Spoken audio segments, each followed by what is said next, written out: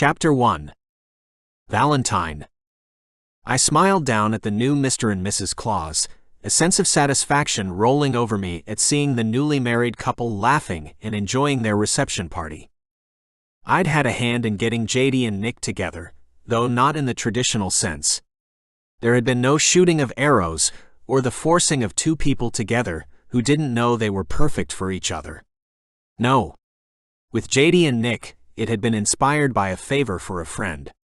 My best friend Amory knew Nick through the fairy tale world, and made mention to me of how lonely he'd become since his parents had died.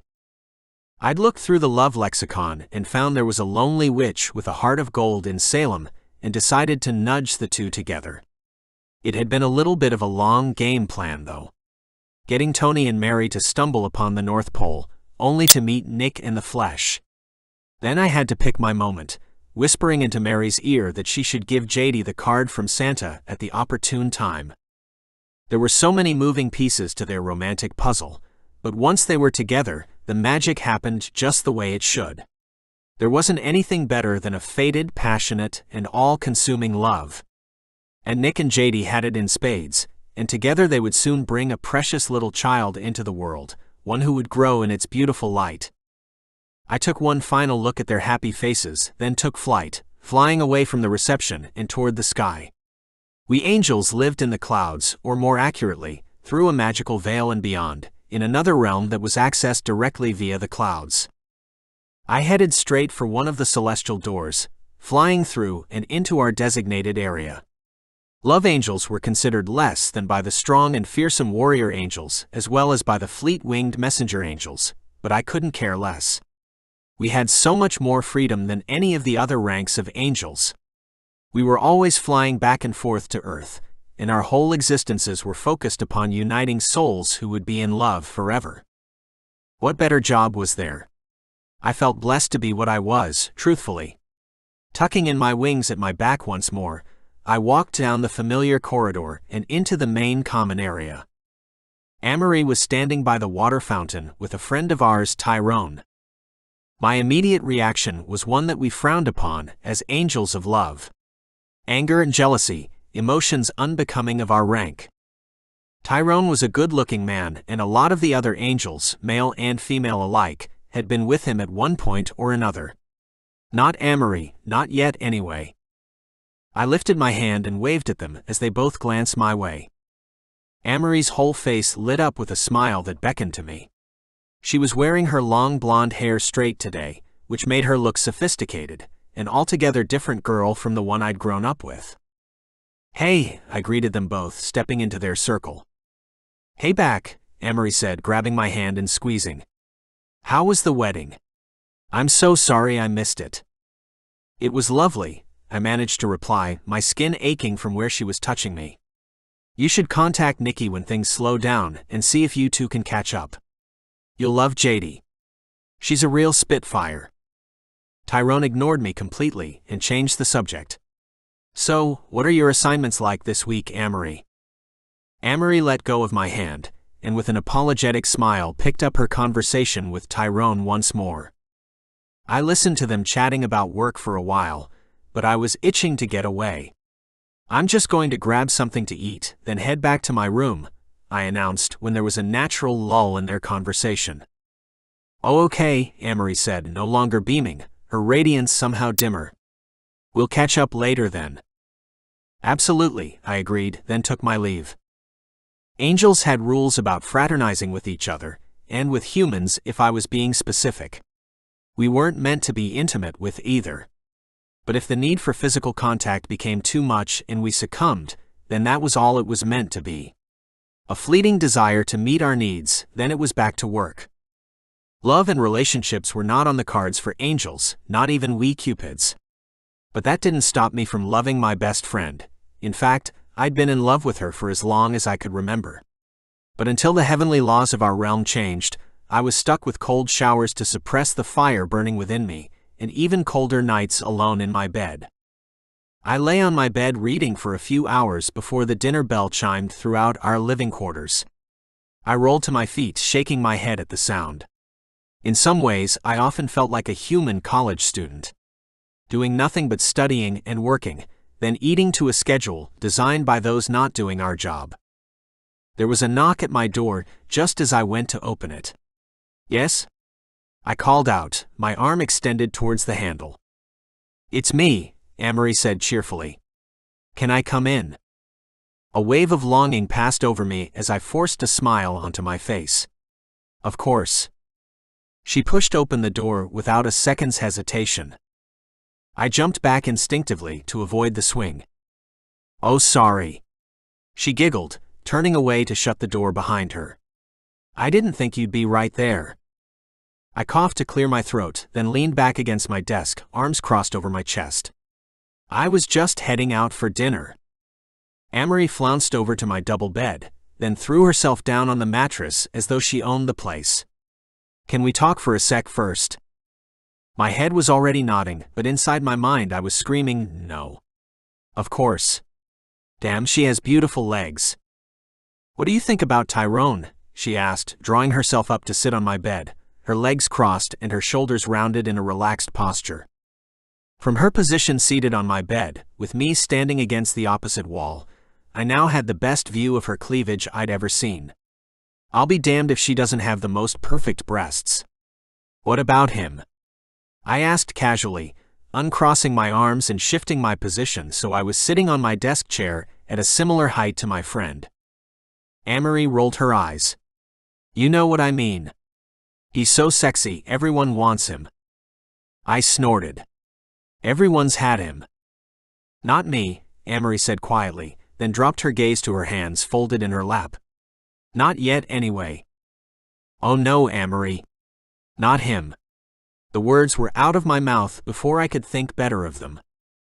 Her head came up, her eyes wide with surprise. "What do you mean?"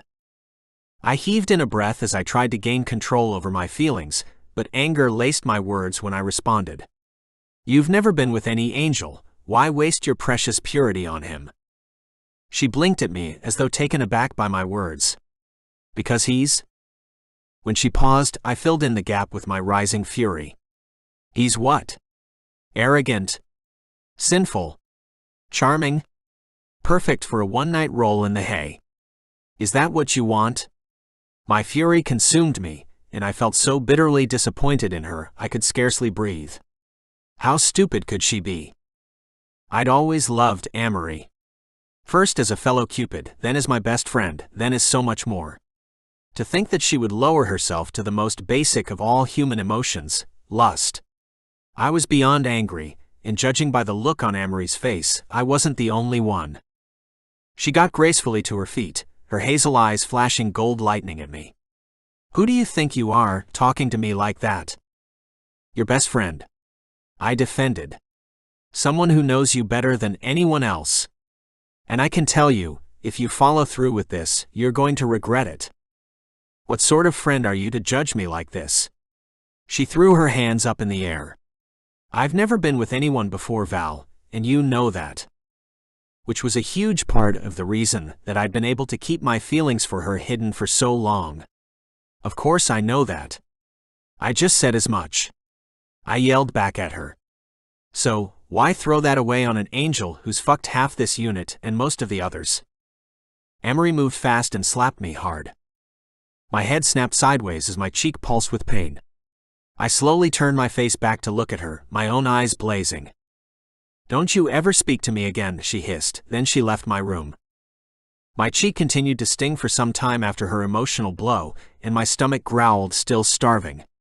I took a deep breath and walked out the open door towards the kitchen hall. Amory was right, she could do whatever she liked. It wasn't up to me to tell her what was right and wrong. She was a big girl. But if she ended up with that big douchebag, I wasn't going to be accountable for my actions. Chapter 2. Amory. That fucking asshole. I stomped indignantly through the hallways of heaven, madder than I'd been in centuries. I'd gone past my turn-off, too angry to sit with all the other Cupids, so I kept marching. I was almost at the other end of the corridor and speeding towards the dinner hall at the far end of Angel accommodations. It would mean I'd have to eat with the messenger angels tonight, but at this point, I didn't care where I was, as long as I was as far away from Valentine as possible. I ran into a warrior angel as I rounded a corner, bouncing off his huge chest. "Sorry," I yelled after him, not stopping to check if he was okay. I'd hit him pretty hard, but my body was numb to any sort of pain at the moment. How dare Val say such a thing to me? I'd gone to him with my question because I trusted him. Because I thought he'd give me the right advice, maybe even empathize with me. But no. He practically called me a wing-ho, comparing me to everyone else. When I got to the furthest dining room, I glanced around at all the black and brown outfits clinging to the tall, lanky angels. There wasn't a Cupid in sight, and I was so filled with rage I was glad of it. I walked straight over to the banquet table, grabbed a plate, and filled it with sugary treats. They only had one section for desserts, which was odd to me. Cupids only ate sugar. Our entire banquet was a dentist's worst nightmare. When I finally had enough food piled on my plate, I whirled around and surveyed the area. Lots of the messenger angels were looking at me, but with curiosity more than friendliness. In the end, I just chose the table closest to me and sat down with 4 male messenger angels, all of whom stared at me like I was a dream. "Hey," I said, nodding at them as I pulled in my chair. "I won't stay long, I promise." I put my head down and got to eating. Their crepes and chocolate sauce weren't nearly as sweet as I'd normally like, but they were heavy and nutrient-rich, and my stomach gurgled with happiness in response. It would do for tonight. The 4 angels around me were so quiet, I eventually peeked to look up at them. They were all still staring at me, speaking. "What?" I asked, still tetchy. The guy closest to me, who had lovely brown curly hair, gave me an awkward smile. You're very beautiful." I shrugged. "I'm a Cupid. It kind of comes with the territory." It wasn't really a compliment that they thought I was pretty. I had long blonde hair and a body that most men thought was attractive. But it wasn't my choice. I had no say in the matter. It was just lucky genetics and celestial chemistry. "So, what brings you here?" The messenger opposite me asked, still eating and seemingly curious, but in a friendly manner.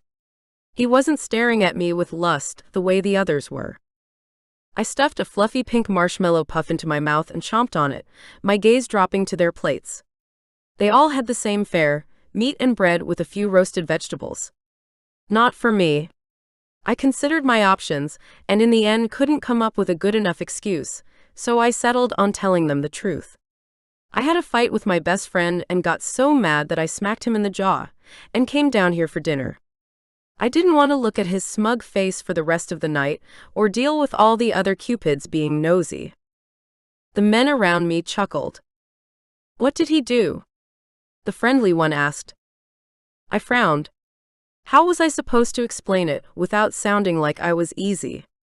I was thinking about perhaps dating one of the other Cupids, and my friend lost his freaking mind. The guys glanced at each other, some unspoken understanding passing between them. "You're allowed to date?" the curly-haired messenger next to me asked. I rolled my eyes. "No. But you know what I mean." The guy opposite me, whose aura I found soothing, nodded. "Yeah, we do. So let me get this straight. You have a male best friend, and when you showed interest in another Cupid, your friend got insanely jealous?" "No. I trailed off. All the guys around me waited patiently with amusement as the penny dropped. I narrowed my hazel eyes at the guy opposite me. "You think he was jealous? Seriously?" "No. That's impossible. We're just friends. And besides," I flicked my hair over my shoulder, my face growing hot, "we're Cupids. We don't get jealous." 3 of the angels burst out laughing. But not the calm one. He just gave me a cute smile. "Listen, Blondie." "Amory." "Amory," he repeated, then pointed his thumb at himself. "I'm Blake. Listen, Amory, Cupid or no Cupid, us guys are still made of the same stuff all men in the universe are made of. And I hate to break it to you, but anger and jealousy are part of that. But we've always just been best friends. I managed to mumble, though even to my own ears, my reasoning was starting to sound more and more feeble. He's never said anything before. I tore open a sugary jam donut, scooped some of the strawberry jam onto my finger, and sucked it off with a satisfied sigh, licking my lips afterwards. Curly Locks next to me groaned aloud. Please don't do that. I frowned at him, not sure of what I did to upset him. Huh. All the other guys at the table shoved at their plates, stood up, and walked away, leaving their meals unfinished. I was left alone with Blake, who was just shaking his head and dipping his bread into the gravy. What did I do? I asked, confused. Blake finally cracked a smile. You mean other than making them all randy as hell? But I was just eating, I explained, stupefied. It's how we all eat. Cupids, I mean. Well, we don't. As you can see. Blake gestured to the half-eaten meals of roast vegetables, cut meat, and warm toasty rolls. And our women certainly don't eat like you either. It would prove distracting to most. I glanced around the room at the strong women seated at the other tables. They ate the same food as the men, their hands clasping silver knives and forks as they ate gracefully. I reached for a napkin to wipe the crinkly white flakes of sugar from my fingertips and grimaced. I'm sorry. Blake grunted. Don't apologize. You are what you are and have your own ways. It's probably why you Cupids stay up your end so much. Our guys would be jumping your bones on the regular if you didn't. I tilted my head at him, my curiosity aroused. He wasn't looking at me the same way the other guys had. But not you. Blake reached for his cup and took a sip of whatever was in it. Then he met my gaze with a rueful smile. Sorry, Blondie. I'd probably be into your friend, though. What's his name again? I didn't say. Oh. Right. I grinned at him as understanding dawned on me and relaxed against the back of my chair. Well, maybe you can help me since you obviously know men better than I do. What am I meant to do now? Having given my anger time to cool, I was feeling sad. I didn't want Val to hate me. I relied on his stoic strength and loyal friendship.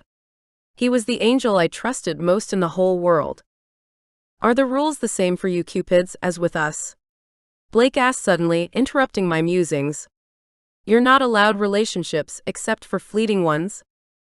I nodded my head.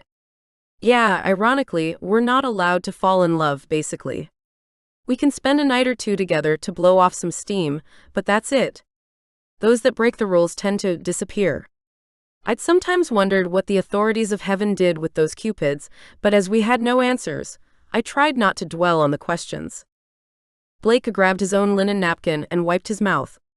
A lot of the messengers are in relationships, long-term ones too. Decades even sometimes.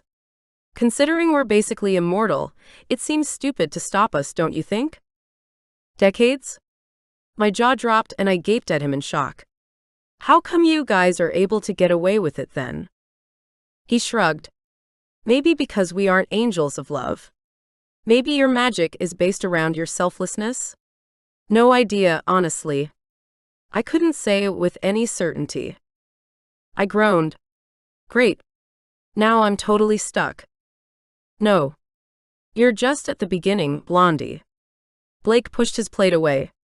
You need to work out how you feel about your friend and how he feels about you. Then you can go from there.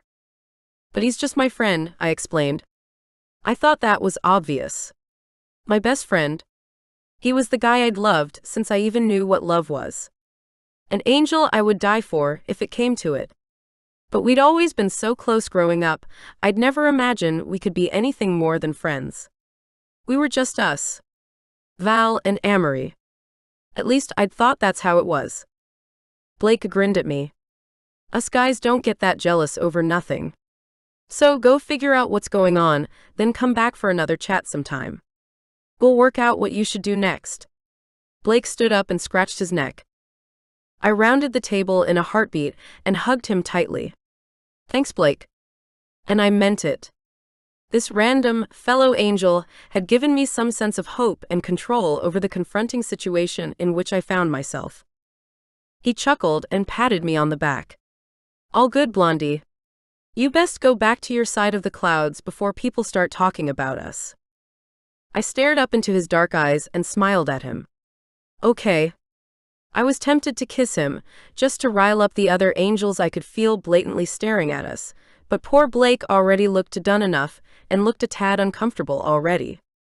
See you soon then, I said, before I flounced off down the hall again, with a renewed sense of purpose and his sage words of advice still ringing in my ears. My anger was gone, but I had a mission now, to find out if the messenger angels were right.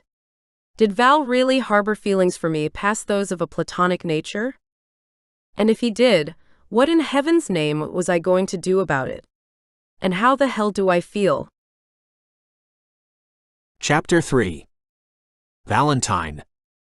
I went to get my new assignments from our supervisor, then headed straight to bed after dinner, bolting the door. Amory hadn't come to the dining room at all, which meant she'd either skipped dinner or had gone to eat at one of the other halls, which would have been most unusual. Different creeds of angels didn't normally make a habit of mixing. We generally kept to our own. But damn had she been angry when she'd left my room.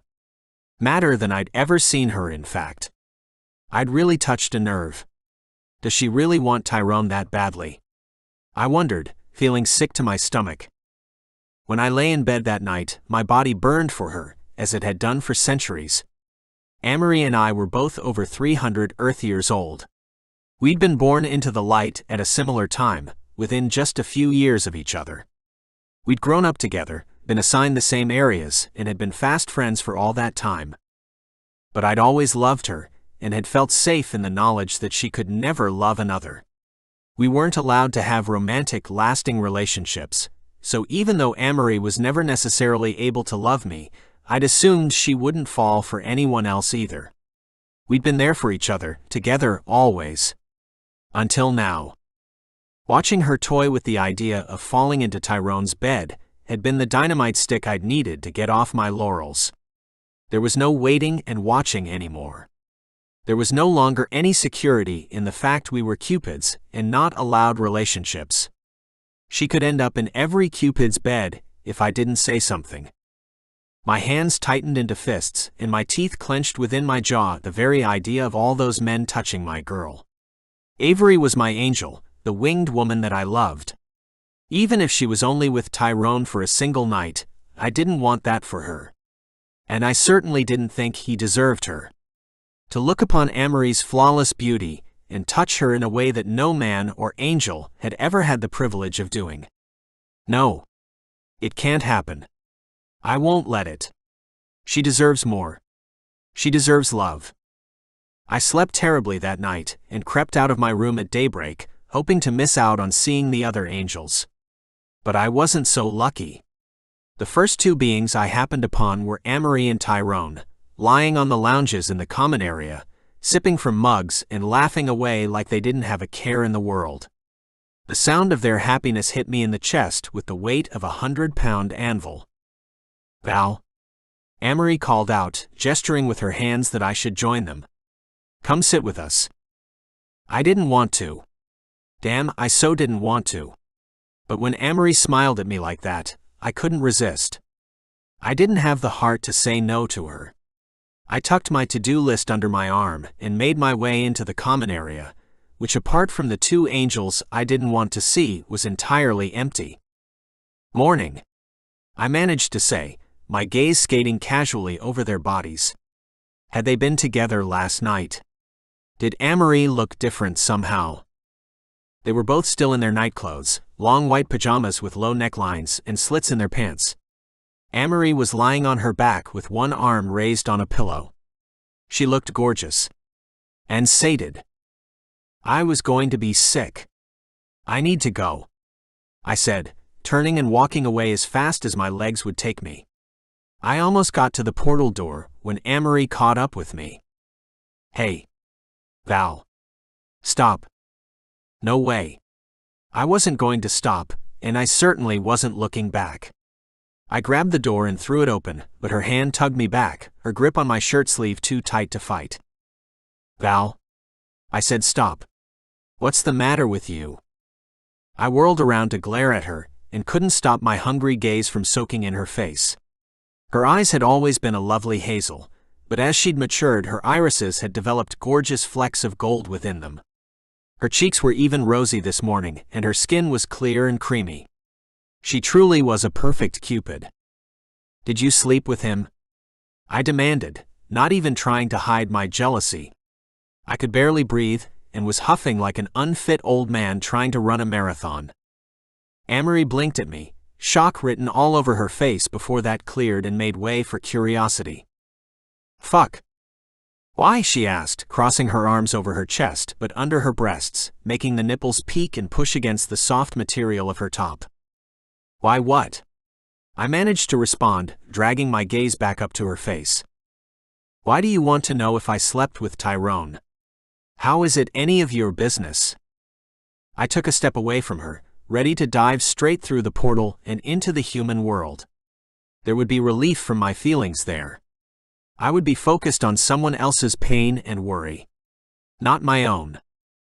"Don't you dare," Amory said, her gaze narrowing like an archer ready to shoot. "Dare what?"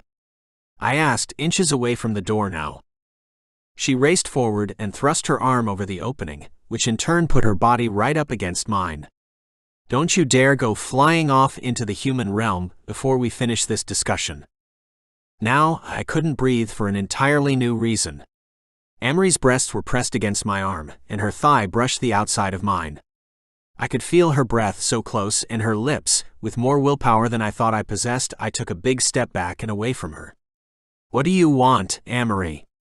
"To rub it in my face that you finally got rid of your virtue like it was trash." "Wonderful. Congratulations." Her jaw dropped, then her eyes narrowed even further as she stepped away from the door. "You sound like such a pompous asshole, you know that? I'm not a bride or a virgin, so you don't get to lecture me about purity." "You're not a virgin," I whispered, the shock at her admission smashing over me like a tidal wave and robbing me of my breath. She rolled her eyes with a groan. "You know that's not what I meant. I've never been with anyone, but virginity is a human concept, Valentine. We're angels. And Cupids at that. Our destiny is to find love for others, not for ourselves." Every word felt a kick to my gut with a steel cap boot. I'd always known that Amory didn't feel about me what I felt for her. But I'd been able to ignore that painful truth until now.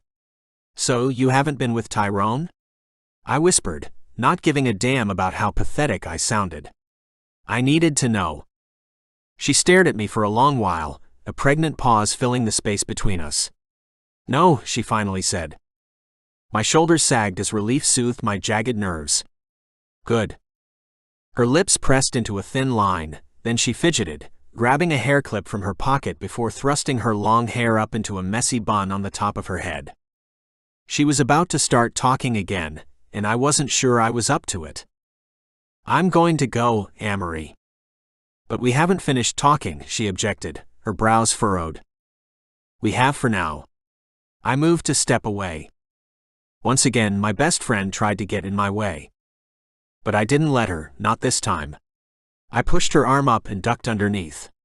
Then I jumped, diving through the portal and into the clouds, leaving behind the stress of my love for Amory. She was likely storming her way through the clouds or telling Tyrone what an asshole I was, but I couldn't focus on that. It was time for work, time to get my head in the game. My assignment for today was to shoot a love arrow into a man in Texas, USA. He was stubborn and rowdy, but a hard worker who loved his family. His wife had passed, leaving him with 2 young ones. The owner of the diner near his house was in love with him, and the love lexicon said they would be a good match, not just for each other, but as the parents for the children left behind. It was my job to make sure the stubborn man finally saw what was right in front of him. The irony of the situation wasn't lost on me, but I couldn't focus on my own feelings, not today. Today was about Robert and Judy. I flew down into the hot blazing sun of a Texas summer. No one could see me unless I willed it, which was nice, because it meant I saw everything. No one's actions were hidden from me. No one censored themselves when they didn't know they were being watched. Robert hopped out of his pickup, then moved to the back door to get his children out. Two little girls with ginger freckles and curls slid down.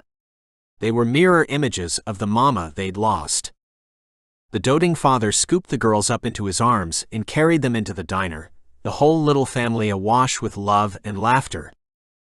And when the door to the cafe opened, I could smell it in the air. True love. Judy stood behind the counter, marking something into her ledger. When she looked up, she only had eyes for the man walking into the room. Robert set his girls down, then ran a tentative hand through his dark hair. "Hiya, Judy." "Well, howdy there," Judy said, walking around the countertop and swinging her hips in time with the music playing on the radio. "Are y'all here for lunch?" The girls nodded, shy of the beautiful woman destined to become their new mama. "Well, come on then," she said, offering a hand to the oldest girl. Sarah, who was barely 4, took Judy's hand, then grabbed hold of her 2-year-old sister's hand. "Come on, Millie." And together they wove their way through the diner and into the back booths where the girls would be most comfortable. I magicked up my crossbow and pulled an arrow from the quiver on my back. This was it. The moment where I had the chance to change these people's lives forever. Robert was staring at the way his girls were interacting with Judy, his heart aching with the need for love. For a wife. For a mother for his children. But he was also filled with grief, worry, and guilt. Feelings he didn't deserve to carry, nor served him after more than a year of dutifully mourning his lost wife. I set the arrow into the nock and pulled back my bow. Robert took one more hesitant step forward. I launched a Cupid's arrow straight at him. It struck him in the dead center of his muscular back. He stumbled forward a moment, catching himself on a table, as the potent love spread through every muscle and fiber in his body. Using my magic, I transported myself to the other end of the diner so I could watch Robert's face change. His eyes began to shine with hope for the first time in a long time, and his whole body relaxed as though the weight of the world had been lifted from his shoulders. He straightened up and resumed his walk over to Judy. She reached for him in her friendly, intimate manner to ask how he was. Robert didn't flinch at her touch, but instead lay a hand on Judy's waist and gave her a smile that made her weak at the knees. My heart soared as I took one final look at the couple that were made to be together, then used my magic to flash myself to the closest empty park where I could sit and enjoy the sunshine. A job well done. I lay back on a park bench and stretched out my wings, staring up the clouds. Home. But for the first time in a long while, I didn't look forward to returning. Maybe there was a way I could stay with the humans forever? I closed my eyes and sighed. There was only one way for an angel to join humanity. They had to fall. They made the choice to give up their immortality and become human forever, far from the beauty and light of heaven. And that was a choice I was never going to make. I had far more to lose than I would ever gain in flying away from my troubles and pain. And I had a sacred calling, a duty to uphold. I was an angel of love, and I couldn't turn my back on what I was born to be. Chapter 4. Amory. I didn't follow Val to Earth after he literally dove through the clouds to get away from me. Instead, I spent the rest of the day in my room, reading and thinking, and just trying to wrap my head around the whole situation. If the messenger angel Blake was correct, and Val really was jealous about the idea of me spending a single night in Tyrone's bed, what did that actually mean? Did he want me for himself? He'd never mentioned anything about it before. I certainly knew of other friends who shared their beds when the moment struck. Was that something we could incorporate into our friendship also? Val and I? It would make sense. I truly trusted him more than anyone. I loved him completely. Not to mention the fact that I thought he was beautiful. That tan skin and those gorgeous blue eyes with his incredible contrasting snow-white hair. He was different to the other Cupids, less pretty. More. I didn't even have a word for it. Handsome. He was ruggedly handsome. But an actual romantic relationship was impossible between us. It wasn't allowed with Cupids, even if my new friend Blake seemed to think it was more accepted amongst the other angelic ranks. When I went to dinner that night, I was surprised to find 3 of the 4 messenger angels in our dining hall. I walked straight over to them, where they sat at a table with their plates piled high with bread. We didn't really have any savory options in our buffet. "What's wrong, boys?" I asked, grinning at Blake as he stared up at me. "Run out of carbohydrates down your end?" Blake returned my smile. "We just thought we'd return the favor and grace you with our presence." I laughed with unexpected delight and took a step toward the overflowing sweet banquet tables. "I'll just get some dinner, then join you." By the time I returned, the other 2 messenger angels had moved to the opposite side of the table, leaving a spot next to Blake for me. I didn't hesitate, sliding down onto the chair next to my new friend. "So, how was your day?" I asked with a smile. Curlylocks waved his hand at me. "Let's skip the small talk. Tell me more about the Cupids. Which ones are available?" I chuckled, shaking my head in good humor, and reached for my hot chocolate, filled to the brim with pink and white marshmallows. "They all are," I said after a sip. "We don't pair up, remember? Not allowed and all that." Curlylocks's gaze raced straight back to me. "So, I could invite any of these gorgeous girls into my bed?" I snorted. "I don't know. Can you?" The guys jumped up together and with a pair of smug grins, stalked off to talk to some of my beautiful friends.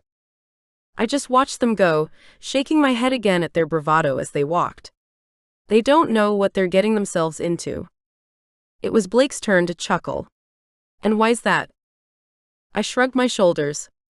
"I've been told that once you're with a Cupid, there's no going back. I suppose that's why our rules are so strict." I watched Curlylocks charming a Cupid called Amel.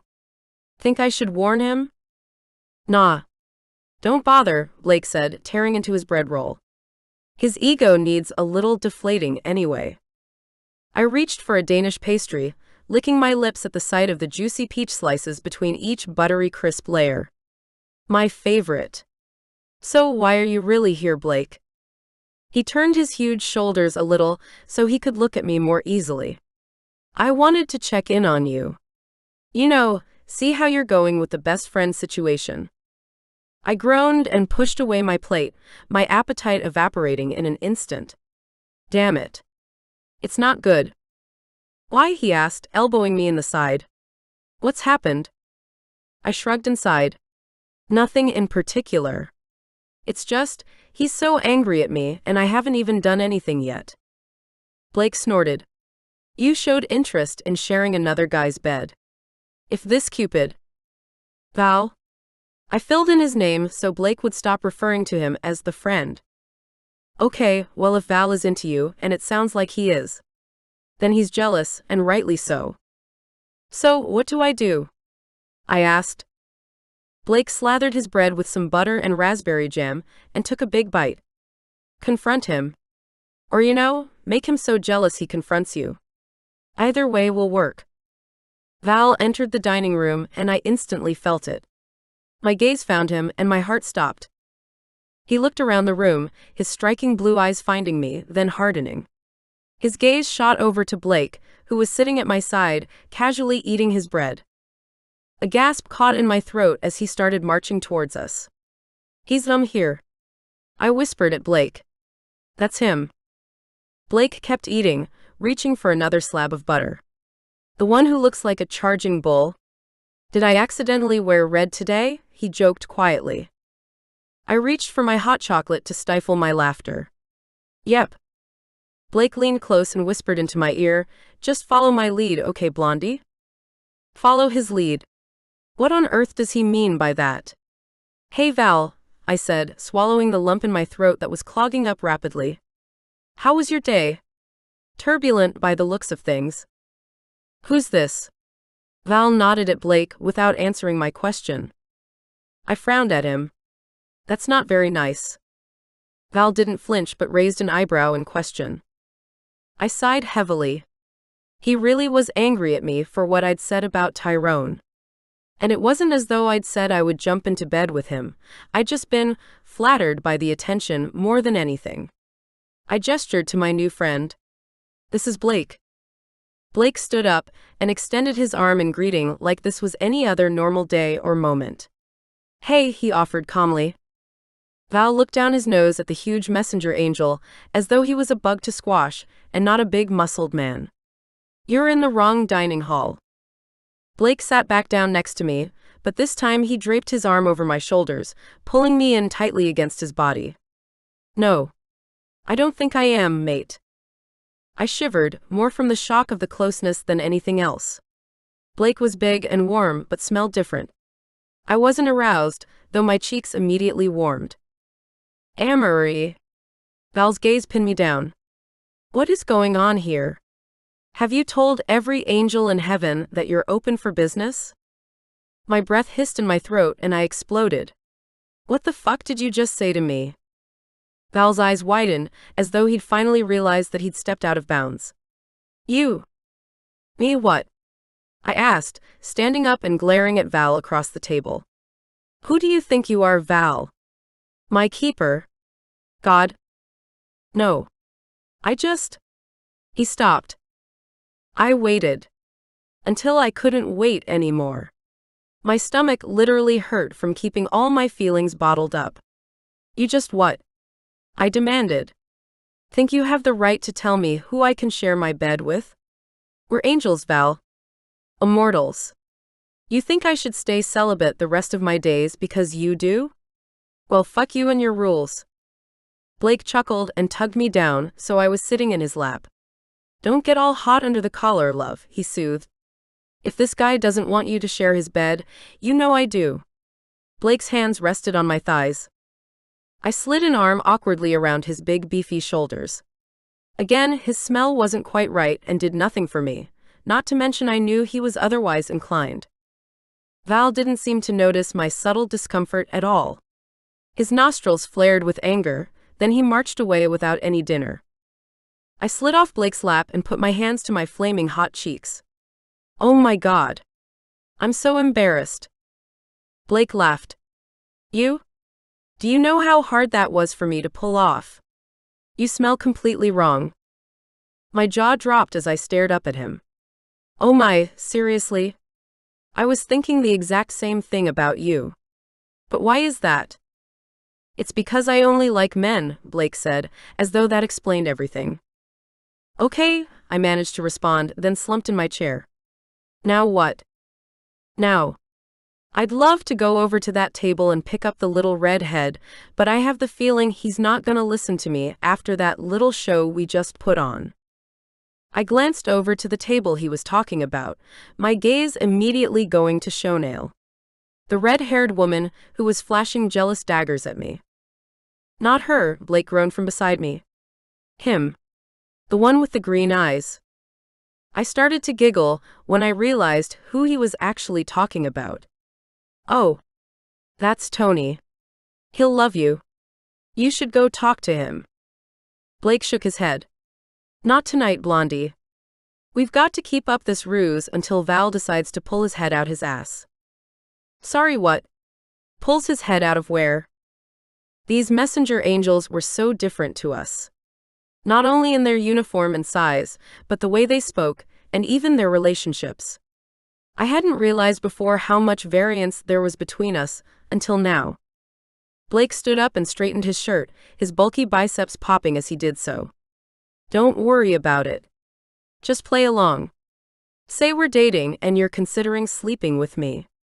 I give Val exactly 1 human day before he breaks and comes begging you to have him instead of me." I bit my lip until the pain made me stop.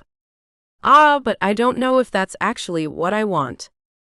Blake bent down and kissed me on the cheek in a slow, deliberate caress. "Then you better work it out and fast, because he's coming for you. I guarantee it." Blake shucked my chin with his fist gently, then headed back to his end of the angel living quarters without a backward glance.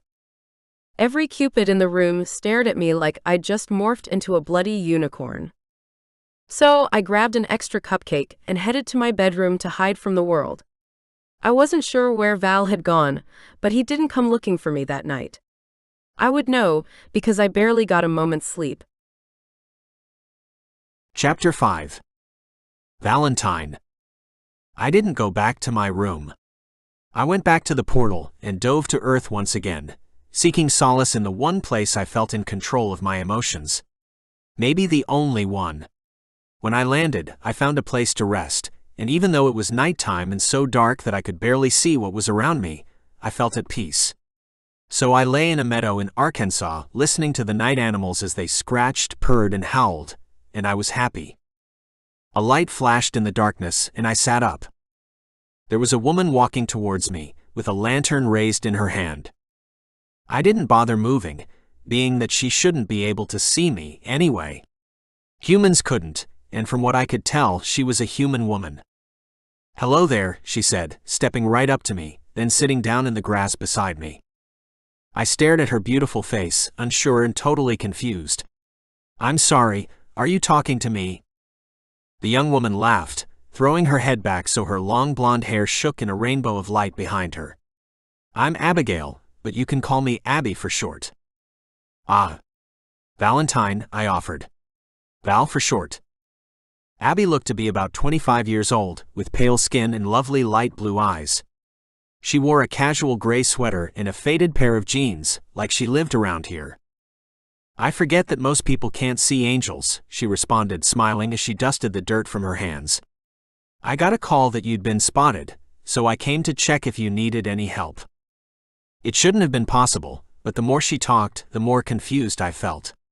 I'd thought that with more information I'd find myself out of the swamp, but that wasn't the case at all. "I'm sorry, Abby. But who saw me? And who called you? And why?" I felt like a simpleton, but was sure things would click into gear soon enough. "Shall we go somewhere else to talk?" she asked. "It's pretty dark out here, and there's an all-night diner about a mile from here. Do you want to just zap us there?" She held out her hand to me, like traveling with an angel was an everyday event for her. She had my curiosity piqued, that was for sure. "Oh, now I definitely need to find out who you are." I clasped her hand in mine, searched for the diner she spoke of with my mind, then zapped us both there in the blink of a human eye. We were now both seated at a booth in the diner, near the door. I chose to make myself visible to the diner's patrons, appearing human, with my wings tucked away so that they were invisible to their mortal eyes. The waitress looked up. "Be there in a minute," she called out. Abby shivered suddenly. "That's much better." It was getting cold out in that field. The waitress came over with a pen, paper, and a sour expression on her face. "What can I get you?" "Pancakes, extra ice cream, and a chocolate milkshake, please," Abby said. I nodded at her. "Nicely done.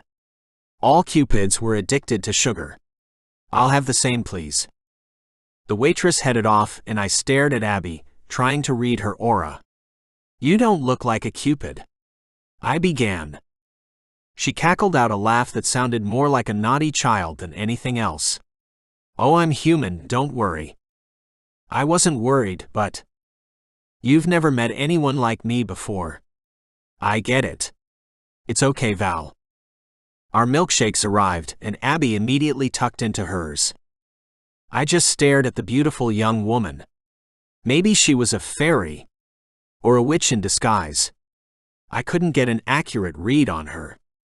Abby flicked her gaze up to mine. "I'm human, like I said. Stop trying to read me." How on earth had she read my mind like that? "Now, you have to tell me everything. Start talking, Abby." Abby sat back against the booth and grinned. "Okay. I've left you in suspense long enough." Our stacks of deliciously warm pancakes arrived with loads of ice cream and syrup to boot. I grabbed the little pouring jug and started eating. "Please continue." "Well, in short, I'm an angel Earth agent, which means, before you ask, that I help any angel that decides they want to stay on Earth and live a human life. And there's a lot more than you'd think." My jaw dropped. "You? I'm sorry, what?" She picked up her knife and fork and started cutting up her pancakes. "It's in my family line. My parents, my cousins, all of us. We're all human and mortal, but we can hear you and see you." My whole world blew apart at the seams in under a minute, and I didn't know where to even start with my questions. "So you... Okay. I'm going to need more information. She chewed her pancakes, then took another sip of her frothy chocolate milkshake. I know they don't tell you guys this, but some angels choose to fall. They want to live down here with us, and my family helps them assimilate. We get them jobs and homes and ids, etc. My heart ached like I'd been punched in the chest. And you think I want to? I gulped. Fall? She shrugged. I don't know. Do you? I hadn't really thought about it. She snorted. Of course you have. We can only see angels that are in between worlds. The ones that are worried, stressed, and thinking that their lives might be better off down here. I opened my mouth to tell her she was wrong, but the smug smile on her face told me I was better off keeping my lies to myself. Now the question is, why do you want to live down here, Val? Do you want a human life? I inhaled deeply, pushing away the fear that came with even considering that question. Are you in love? She asked suddenly, tilting her head in question at me. Why would you ask me that? I countered. I'm going to ignore the fact that you just literally deflected my question and answer yours. She smiled softly. Love is the usual reason an angel will choose to fall, especially Cupids. The rules they push on you guys are just crazy. Not letting you love who you want, seriously. But I've heard other reasons, of course. Wanting to have children, or even wanting to be mortal and simply have the chance to grow old. My throat tightened, thick with emotion. You've met Cupids before who've fallen? Yes, of course. It's my favorite part of this job. Though it's not paid, of course, it's more of a calling than anything. I love helping Cupids especially. So back to my question that you so artfully dodged, are you in love, Val? I managed to nod, though fear tingled through me, electrifying every nerve at the admission. Then how can I help you? She asked, setting her cutlery down and leaning back to rub her belly. The pancakes are so good here. Can you tell me more about it? I stammered. The fall. She nodded. Yeah, it's pretty simple really. You have to actually choose to fall, as in, from up there on the clouds. You just jump out your portal, but don't extend your wings. Don't save yourself. You have to fight that instinct. Just let go and pray to land safely. I breathed out slowly, letting this new knowledge flow over me. It sounded so simple, and yet was the angel equivalent to taking my own life. Was I ready for such a thing? Could I ever be? So, will you be falling with another Cupid? Abby asked suddenly. Or are you in love with a human? Ah? I swallowed hard, my head spinning with a vengeance. I didn't know any one of this was even an option, so... She doesn't know you love her, does she? Abby asked, calm as day. She'd obviously had this conversation more times than she could count. She was so confident, and possessed a completely no-nonsense attitude. It was kind of awe-inspiring. I shook my head and forced out a laugh. Do you have mind-reading powers or something as a part of your calling? She grinned. No, but I read faces, and yours is as well printed as the morning paper. I was still grappling with the idea that there were other Cupids who'd fallen. So all those angels that go missing. I started, the pieces of the puzzle finally starting to come together. More than likely, they chose to fall and start a life down here, Abby said with a shrug. I've been told your superiors don't let you know that, but it's true. I can hook you up with some ex-Cupids my parents have helped over the years if you want. Thanks, I said, sticking my fork into my pancakes and taking another bite. That might be helpful. More information was always a good thing, and if nothing else, I could finally settle an argument I'd had with some of the other Cupids for years. Where all those couples went who didn't follow the rules. We'd all just assumed they'd been thrown in celestial jail or were reassigned and separated, forbidden from being together. But maybe the truth was that they were actually living their lives on Earth. Together. The idea was just incredible. Abby pushed her empty plate away and clapped her hands together. All right, I think I'm all done here for now. She stood up, pulled some paper bills out of her pocket and placed them on the table. I've got to get home, But come find me again if you need me or want me to tee up that meeting for you." "How do I do that?" I called out before I could stop myself. She pushed open the door to the diner, the bells ringing above her in a musical sign. "Just think about how much you need me. I'll get the message. Bye."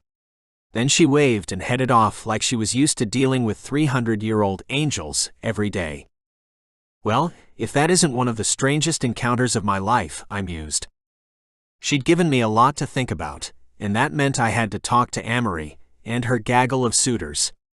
I'd thought that Tyrone was the worst possible option, but seeing her in the arms of that messenger angel had really boiled my blood and set my temper on fire.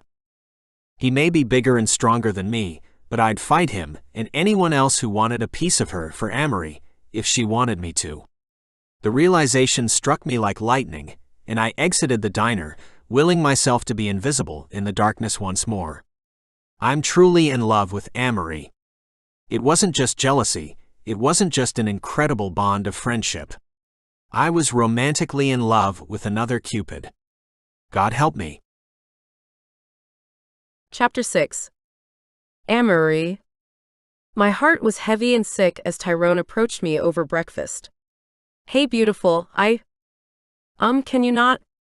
I asked him, shifting away so he wouldn't be able to reach out and touch me. Tyrone's eyebrows rose on his forehead in surprise. "What's wrong?"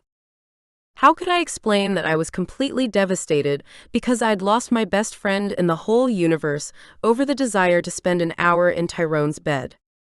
I wanted to scream at someone in frustration, and if Tyrone wasn't careful, it would be him. So instead of making a huge fuss and directing all my anger at Tyrone, I bobbed my head by way of a goodbye, unwilling to commit to a difficult conversation, and got up to take my leave. I needed to head to my bedroom to change clothes for the day anyway. I hadn't seen Val in days now, and I wasn't sure how to even find him. He was never in the eating halls anymore, or his bedroom, and the few times I'd asked after him, no one knew where he was. Not even his other friends. I was beginning to worry something was wrong, or that something had happened to him. But what could possibly happen to an angel? I wondered in the back of my mind with unease. Despite the fact that Valentine was on my mind, I couldn't ignore my duties. My day was full, with 2 Cupid arrow couples scheduled to happen on opposite sides of the world. So as soon as I was changed, I grabbed my quiver and bow and moved out. Perhaps work will distract me, I thought. But it was a vain hope. My heart just hurt. I'd never felt this way before. And it wasn't hard to figure out why I felt this way. I'd lost Val's love and friendship in one fell swoop, something I'd stupidly assumed I'd have forever. It was one of those beautiful constants in life, like the sun, the moon, and the glittering stars. I'd always known I loved him, and I relied on him too. But I'd always believed my feelings were more akin to the way humans cared about their siblings. Maybe I was wrong? Because ever since his jealousy caused him to break away from me, I felt like one of my damn arms was missing. That was not the way I should feel about a fellow Cupid. Then it hit me like a thunderbolt, a stark, brutal, and incredible realization, as splendid as a sunset over the ocean. I love Val. Like, really loved him. It wasn't just platonic friendship, and it wasn't simply carnal desire. Nor was it a matter of familial love. I loved him romantically. Why I'd never seen it before was truly baffling. But then again, the rules our superiors placed on Cupids were strict and non-negotiable. I'd never thought to question my feelings for Val because I didn't want to think about what it meant, because I already knew there was no future for us. Or any other Cupids that might be in love. The reality of that truth was a bitter pill to swallow. So, when I arrived back at my room that night to find Val standing by the door, I was hit by 2 immediate and overwhelming feelings. Relief made me run up to him, grinning like a lunatic all the while. Then the next feeling had my hand tightening into a fist and slamming into his chest before I could even think to rein in my anger. "Where the hell have you been?" I demanded. "I've been worried sick." Val rubbed his chest where I'd hit him, an eyebrow raised as he indicated toward the door. "Can we go in?" My face was flushed hot with embarrassment. I'd never hit anyone before in my life, and now my hand hurt, but I managed to nod and pressed my palm to the touchscreen that would open the door. "What do you want?" I asked as I stormed into my room, fire pulsing through my words.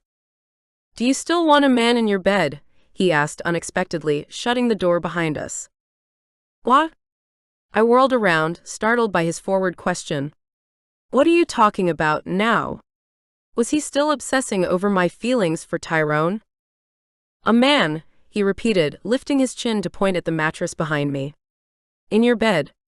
You were courting the idea of Tyrone, then that messenger angel." "His name is Blake," I answered, crossing my arms over my chest and deliberately squeezing my ribs to make my breasts rise up. A strange growl rolled through Val's chest before he coughed and managed a response. "Fine. Blake and Tyrone. Have they assuaged your needs?" I frowned at him. "What in heaven's name are you talking about?" Val ran a frustrated hand through his hair, tugging at its short blonde spikiness. "Are you still wanting a man to meet your needs in bed, or have they been met?" My belly curled with an unfamiliar warmth, and my arms dropped down from their defensive position, and I suddenly felt strangely vulnerable. I wasn't sure I wanted one, really. I guess. I was flattered by Tyrone's attention. Val stepped closer, his eyes trained on my face. "So, you haven't jumped into bed with either of them?" I rolled my eyes, a little annoyed again. "Why do you keep asking me that? Isn't it obvious?" He moved fast, grabbing my upper arms and squeezing lightly. I stared up into his eyes, which seemed darker and full of longing. "Because I want you," he said, his sexy tone making my knees weak. "And if you want someone to make your body sing, choose me. I adore you, Amory. I'll look after you." My jaw dropped at his intentions, but I somehow found the presence of mind to nod. Val's lips crashed down onto mine as though he'd been waiting a lifetime for the chance. I didn't hesitate even a moment in returning his feelings. Not after everything we'd been through, all our centuries together, and then this horrible frustration and angst-ridden separation. It was too much. I wasn't missing another moment with him. It was time to listen to my heart. Rules be damned. My arms entwined around his neck as he wrapped me in his embrace.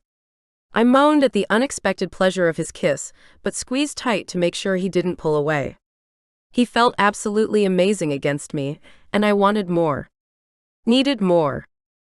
My fingers twisted in his hair, then trailed down to explore his strong arms. His skin felt gloriously smooth and hot under my hands, but his muscles were hard, corded strength beneath satin. Val's hand slid down to my waistline, then he broke our kiss to pull my thin shirt from my body. Chapter 7. Valentine. I rolled onto my back with Amory in my arms, panting like a racehorse on Derby Day. My heart thundered in my chest, and my head was so overwhelmed by pleasure, I couldn't even hear myself think. Wow. That had been so much more amazing than I'd ever imagined it would be. No wonder they didn't let us have love affairs. I mused in postcoital bliss. We'd never get out of bed. That was so beautiful. Thank you, Valentine. Amory sighed, nestling into my shoulder to sleep. I was meant to leave her, I knew that. I had to go back to my own room. Those were the rules. The authorities ordained that I break the incredible, earth-shattering connection we'd just forged with one another. What choice do I have? I tried to roll away. Amory gripped me tighter. Don't even think about going back to your room. Then she glanced up at me, and the look in her eyes was deadly serious. You know this is all the love we're allowed for ourselves, I whispered, kissing her on the nose. I can't be missing from my room tonight. They check. She sighed heavily, and finally let me get up. This is crap. I agreed wholeheartedly, but still forced myself to redress and walk to the door. When I gazed back, Amory was the very picture of a perfect angel.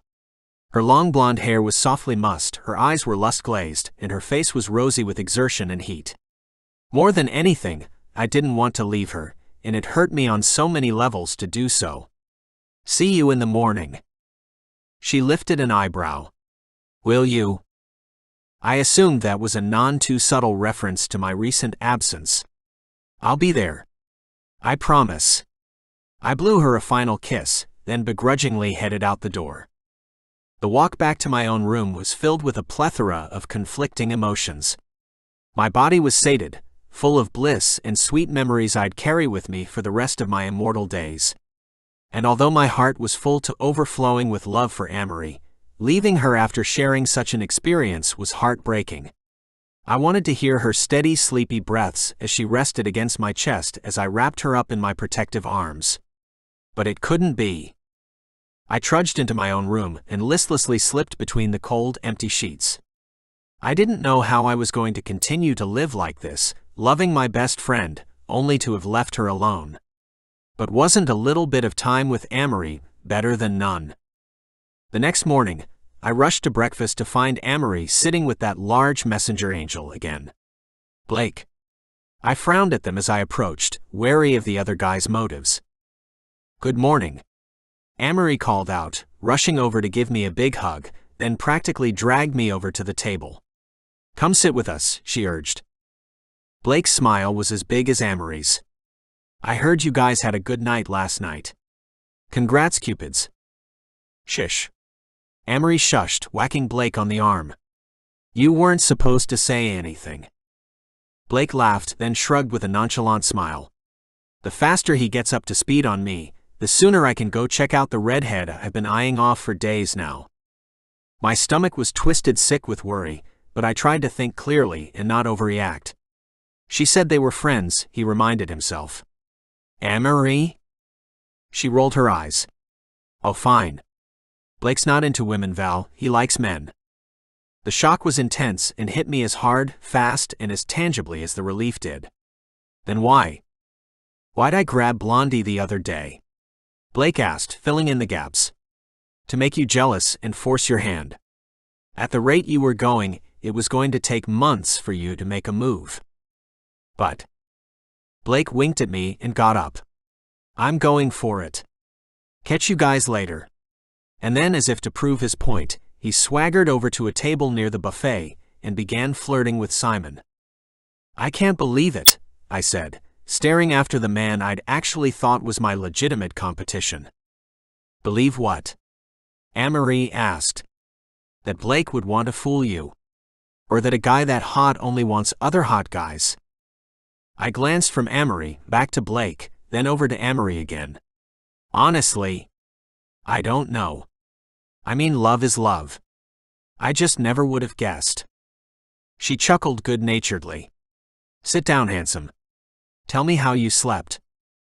I sat quickly in the seat opposite her so I could stare into her beautiful eyes, and also put some distance between us so that I wouldn't reach out and touch her.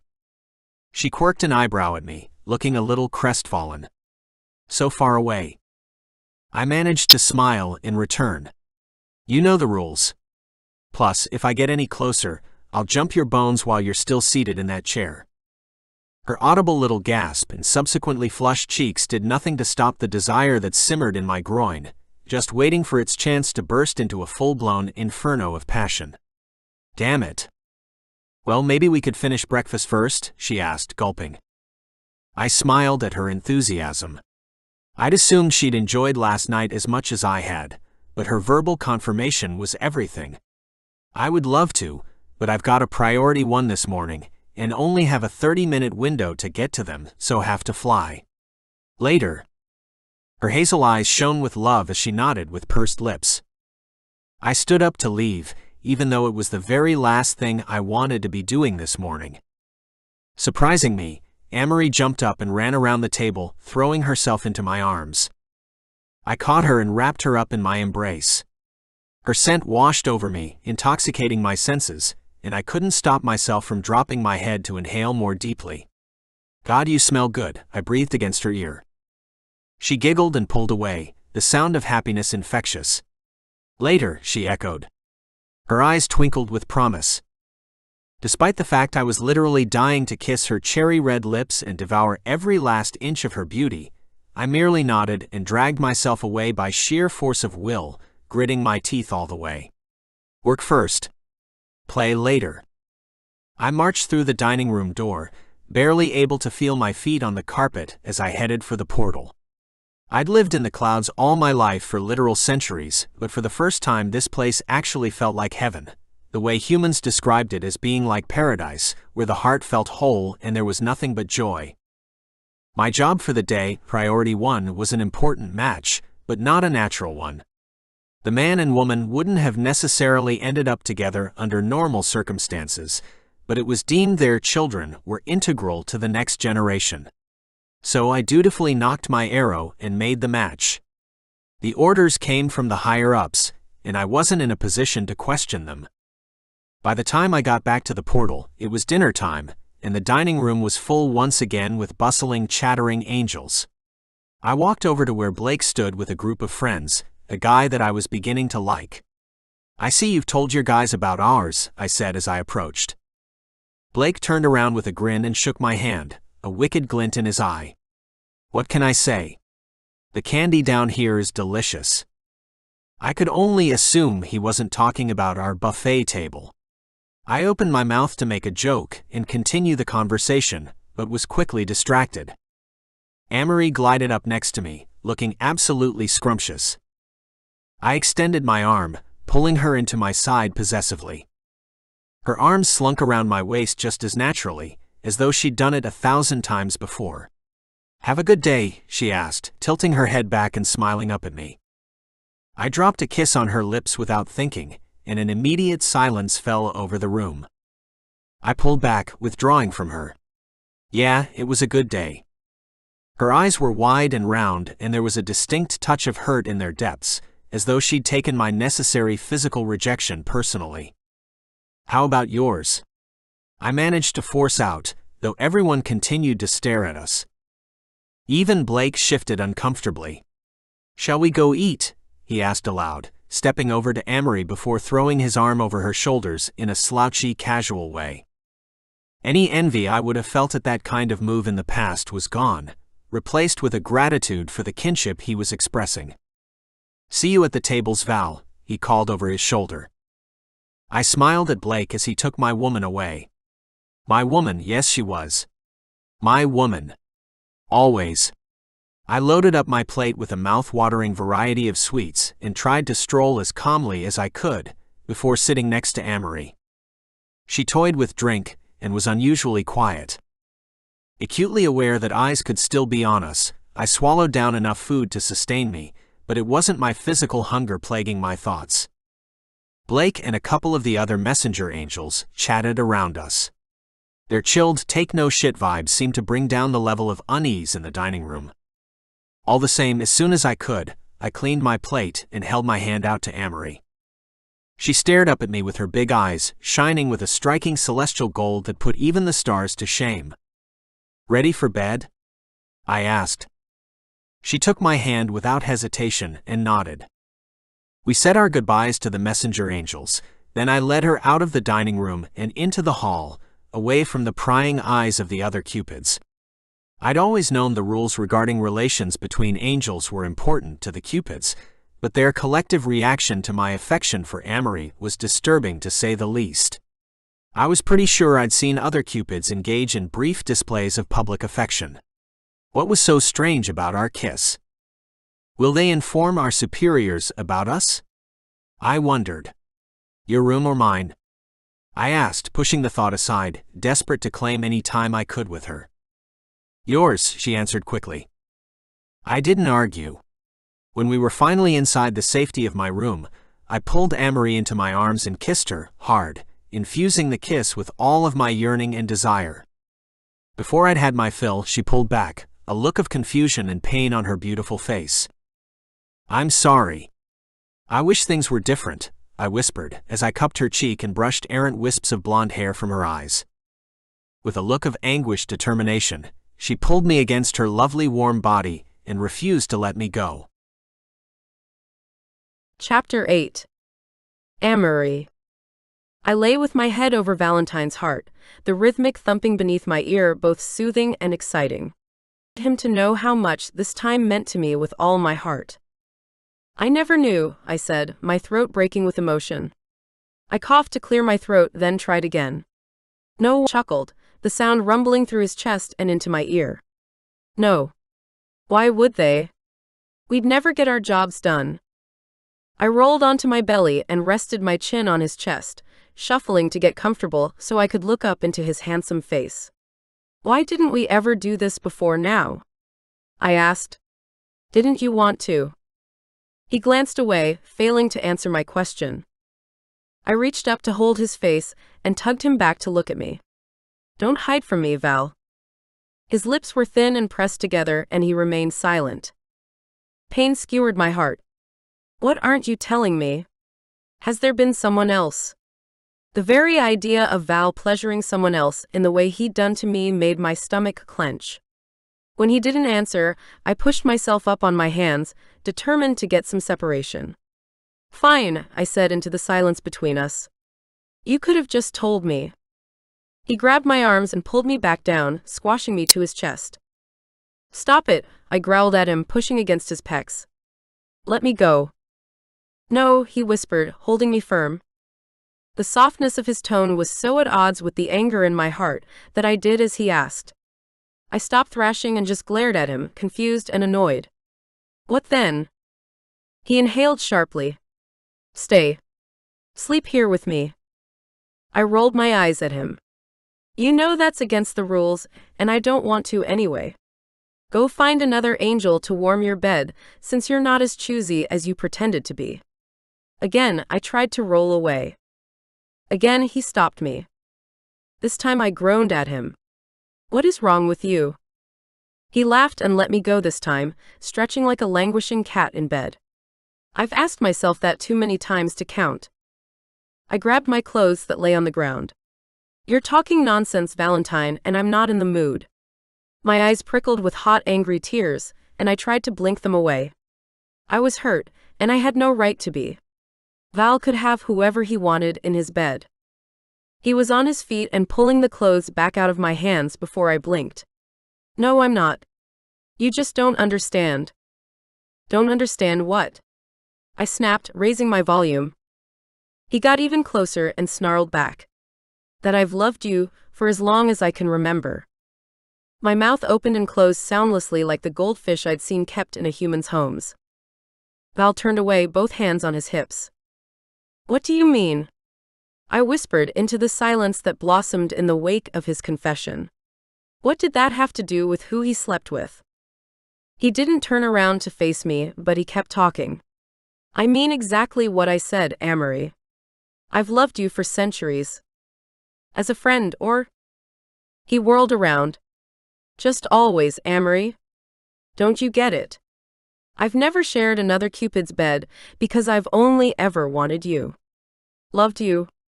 He stopped to take a frustrated breath, then continued. But we can't fall in love.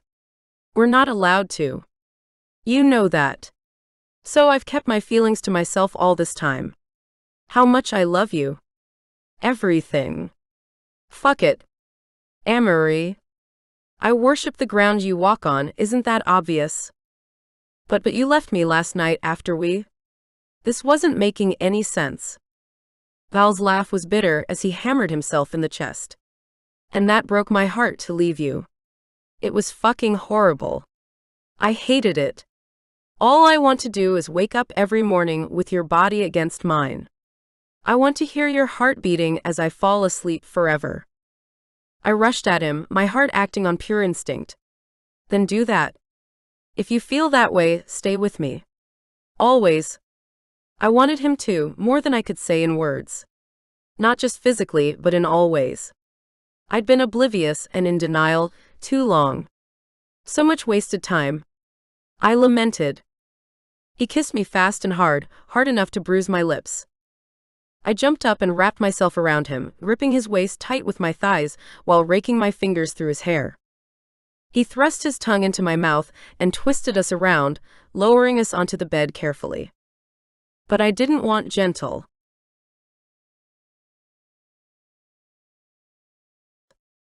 Don't leave, Val whispered into the dark, absently stroking my hair. I kissed his shoulder where I'd settled, listening to his heartbeat. I love you too, I whispered back into the darkness. Valentine. The next morning, Amory had to rush off to work, but not until we'd made love again. It was strange. I'd assumed that after the first time or two, my desire for her would dampen, or at least I'd feel some sense of satiation. But it was the exact opposite. I'd made raw, beautiful, and primal love to her 3 times in a day and a half, and if anything, I craved her even more. I was plagued by the desire to touch her all the time. I wanted to be with her, kiss her, and love her. After she left, I had a quick shower, then headed to the dining room for breakfast. Amory had an important job this morning that was so urgent she said she needed to skip mealtime altogether and fly straight down to earth. I didn't try to change her mind or delay her any further. Work was the most important part of our day, but I'd miss her while she was gone. After a leisurely breakfast, I was just making my way back down the hallway when my name was called. "Valentine, can I have a word?" I looked up and saw Declan, one of our supervisors. "Yeah, of course." I altered my course and followed him down another corridor, one that housed the senior angel's rooms. Oh shit. He wanted a real talk. We entered a small meeting room, and I sat down at the table, my curiosity piqued. "Is there something wrong, Declan?" I asked preemptively. My heart was pounding a little harder than it should have been. I wasn't brought in for reprimand often, though it had happened from time to time. "Not yet, Valentine." "Not yet?" I watched as Declan shuffled some paperwork and pointedly avoided my gaze. Something was wrong, that was for damn sure. If this is about all the messenger angels in the dining room. I began, guessing at the issue he wanted to discuss. His gaze snapped up to mine and his eyebrows furrowed into a frown. "No. It's not." "What are you so worried about then?" I pressed. "Amory," he said quietly. My heart practically stopped beating in my chest, and the world shrunk around me. "Amory?" I repeated more warily. "What about her?" "We have been made aware that you have begun a sexual relationship with her." I cringed internally. What an ugly way to explain some of the most beautiful moments of my life. Our love involved sex for sure, and we both enjoyed it, but our connection was so much deeper than that. I went on the offensive. "We have. And there are no laws against sharing a bed on occasion. In fact, I've been informed that it's encouraged among the messenger angels." Declan sighed heavily, as though this was a conversation he dreaded, but needed to have often. Messenger angels have the ability to enjoy physical relationships with little to no emotions. Cupids are designed differently. "Designed?" I murmured, hating this meeting more with every minute that passed. We literally spend our existence shooting arrows at humans to create relationships that wouldn't exist otherwise. That doesn't mean we aren't capable of having relationships like the messengers do. We're all angels after all. I wanted years with Amory, not nights. Centuries even. "Look, Valentine," Declan said, his tone taking on a hard edge. "We have strict rules on Cupid relationships for a reason, whether you understand or not, and you've already spent 2 nights with Amory." I stood up and glared down at him. "How do you know that?" "Sit down, Val." "No," I said, my anger unfurling like a blazing supernova. "I've slept alone for hundreds of years, and now you're telling me I've had enough physical contact with Amory after 2 nights? Get fucked," I spat defiantly. Declan didn't flinch, but he stood up with an eerie calm. He was at least 3 inches taller than me, and glowered down with all the power he had. "You are forbidden to have her in your bed again, Valentine. Do you understand?" I lifted my chin and glared right back. "Or what?" I challenged. "Or we'll separate you. For life." My breath whistled through my teeth. "That would kill me, or worse." "Why would you do that, Declan? That is the definition of cruelty." He didn't respond, but I could see his fast dissolving patience in the set of his shoulders and the clench of his jaw. "Let's work through this logically," I said, pressing my hands onto the desk in front of me. "I'm a Cupid, which means my heart has to desire love in the world for me to be effective. So, you threaten to take away the one thing that's making me happy. Valentine, the supervisor warned. No, Declan. No, I said, standing up and straightening my spine to my full height. You can't tell me that you think I'd be a better Cupid if you separate me from the one person in the whole world that I loathe. As soon as the words started forming on my lips, I knew it was too late to retract and bite my tongue. Declan took a big breath, then sighed as though the weight of the world was on his shoulders. I'll inform my superiors that Amory and you are to be separated for good. She will be moved as of tomorrow.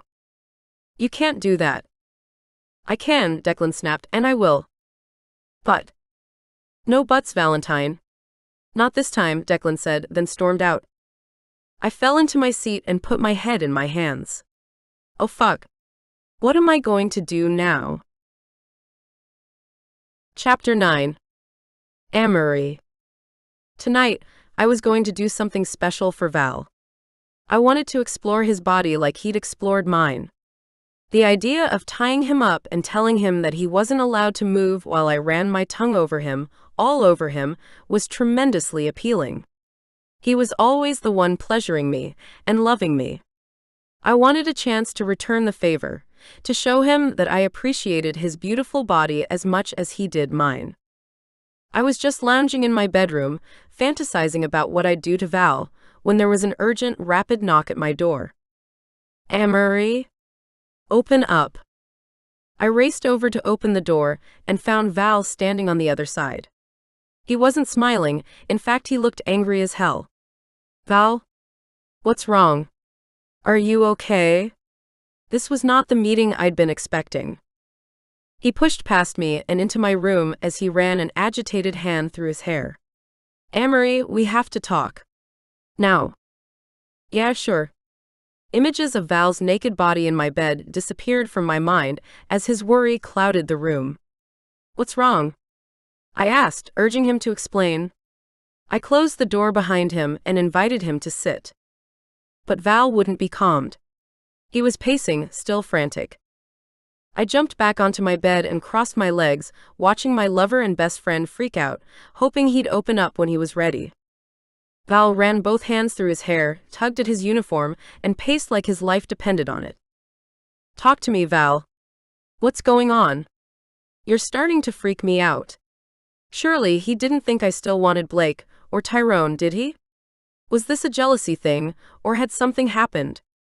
Finally, he stopped moving and faced me, his heart in his eyes. They want to separate us, Amory. They're going to move you to the other side of the world. My stomach twisted, and I swallowed hard to stop the sour bile from rising up my throat. They want to move me?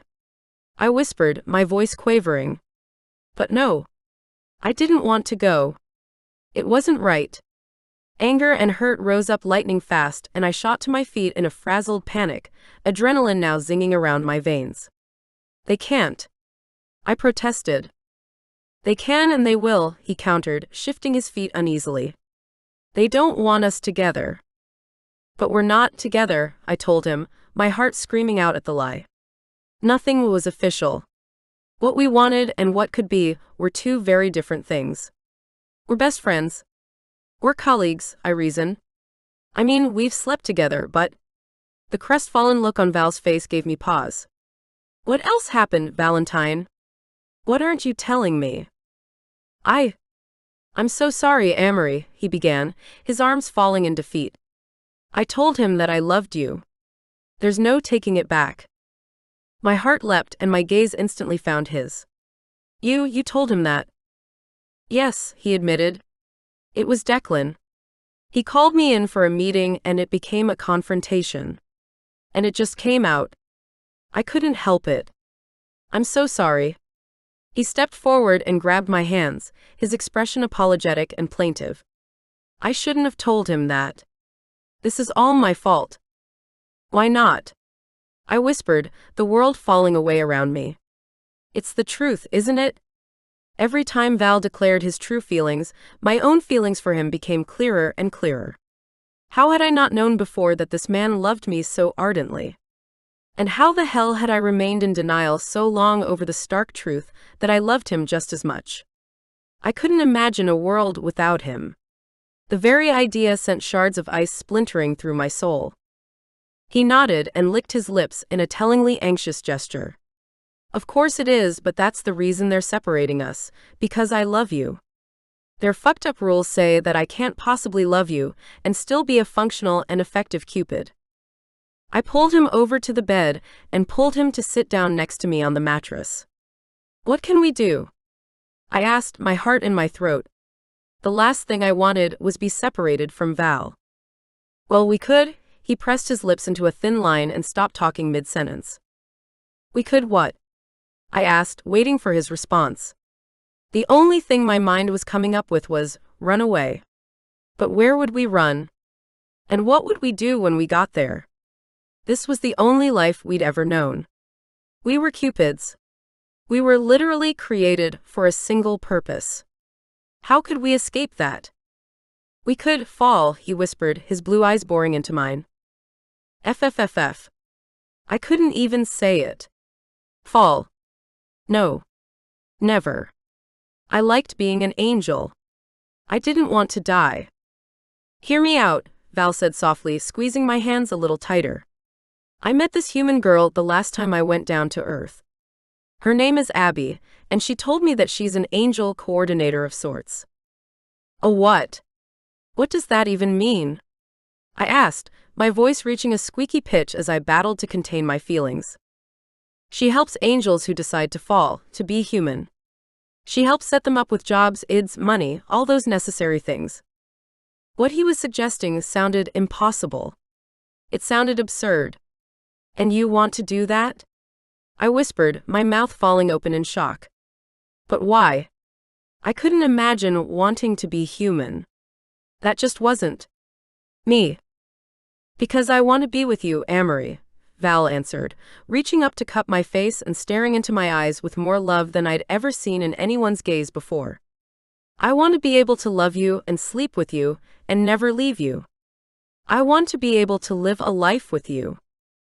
I tore my gaze away from Val's and slipped from the bed. You want us to fall? To give up being angels? Val, I can't do that. My heart was hammering like a tribal drum of war, and I couldn't make it stop. Fear radiated through me, and I felt afraid in a way that made me physically sick to the stomach. I know it's a lot, Val said, standing up and walking towards the door. I know you love being a Cupid, Amory. I know, I do too. But I also know that I can't live without you, and I certainly don't want to. My breath caught in my throat. An avalanche of conflicting emotions threatened to bury me alive. Val, don't say that. I stammered. I have to be honest, Amory, he answered. You've become my everything. I need to be with you. But we can't do that. I cried back, gripping my head with my hands. It felt like my brain was about to explode. We, my life, your... Oh. It was all too much and far too soon. How could I find love and have it snatched away so quickly? Surely there's another way. Some other option. I couldn't live without Val either, but I couldn't stop being a Cupid. It's what I was. Maybe if I went to Declan and begged, maybe he'd give us more time? We've got until tomorrow to decide, Amory, said Val as if reading my mind. Fuck. I screamed inside. Fuck. Fuck. Fuck. He walked over to the door, and with every step my throat tightened. Val? I'm not going to force you into anything you don't want to do, Amory. I love you too much for that. So, if you want to live on different sides of the world and keep our jobs, then we can do that. So you won't? I pressed my fingertips to my lips, unable to ask the question. Would he fall without me? Leave me to exist without him? Would he truly abandon me, to be alone forever? He smiled sadly as if he had preempted exactly what I was going to say. No. Of course not. Then he walked away, taking my heart with him. And that was the first time in our entire celestial existence that I'd watched my best friend lie to me. My soul crumbled. I felt like I'd gained the world overnight and then lost it just as quickly, and it stung more than any lie ever could. Chapter 10. Valentine. I went to bed with a heavy heart. A heart that was breaking, in fact. If Amory decided to stay in the clouds and be a Cupid on the other side of the world, then I wouldn't stand in her way. But I also wouldn't just watch her fly away, then return to my life as a Cupid, giving everyone else love while mine was taken away from me. No. I wouldn't do it. I'd wait for Amory to make her choice, then I'd officially make mine. Though in my heart I already knew what mine would be. I wouldn't be staying to serve as a Cupid. There was no way. I'd taken my chances on Earth and started over. Breakfast wasn't a priority this morning. I didn't have the stomach for it. So instead, I had a long hot shower and read over my daily reports. Ultimately, Amory would either come to tell me that she'd changed her mind and that we'd fall together, or I'd go out for dinner, and she'd be gone. There weren't any other options, according to the supervisors. And if that truly was the case, then I wouldn't have any other choice either. Dressed and ready for the day, I tried to focus on other things, but as time wore on and Amory didn't come, the sickness inside my stomach only grew. "She isn't coming," the doubtful inner voice whispered.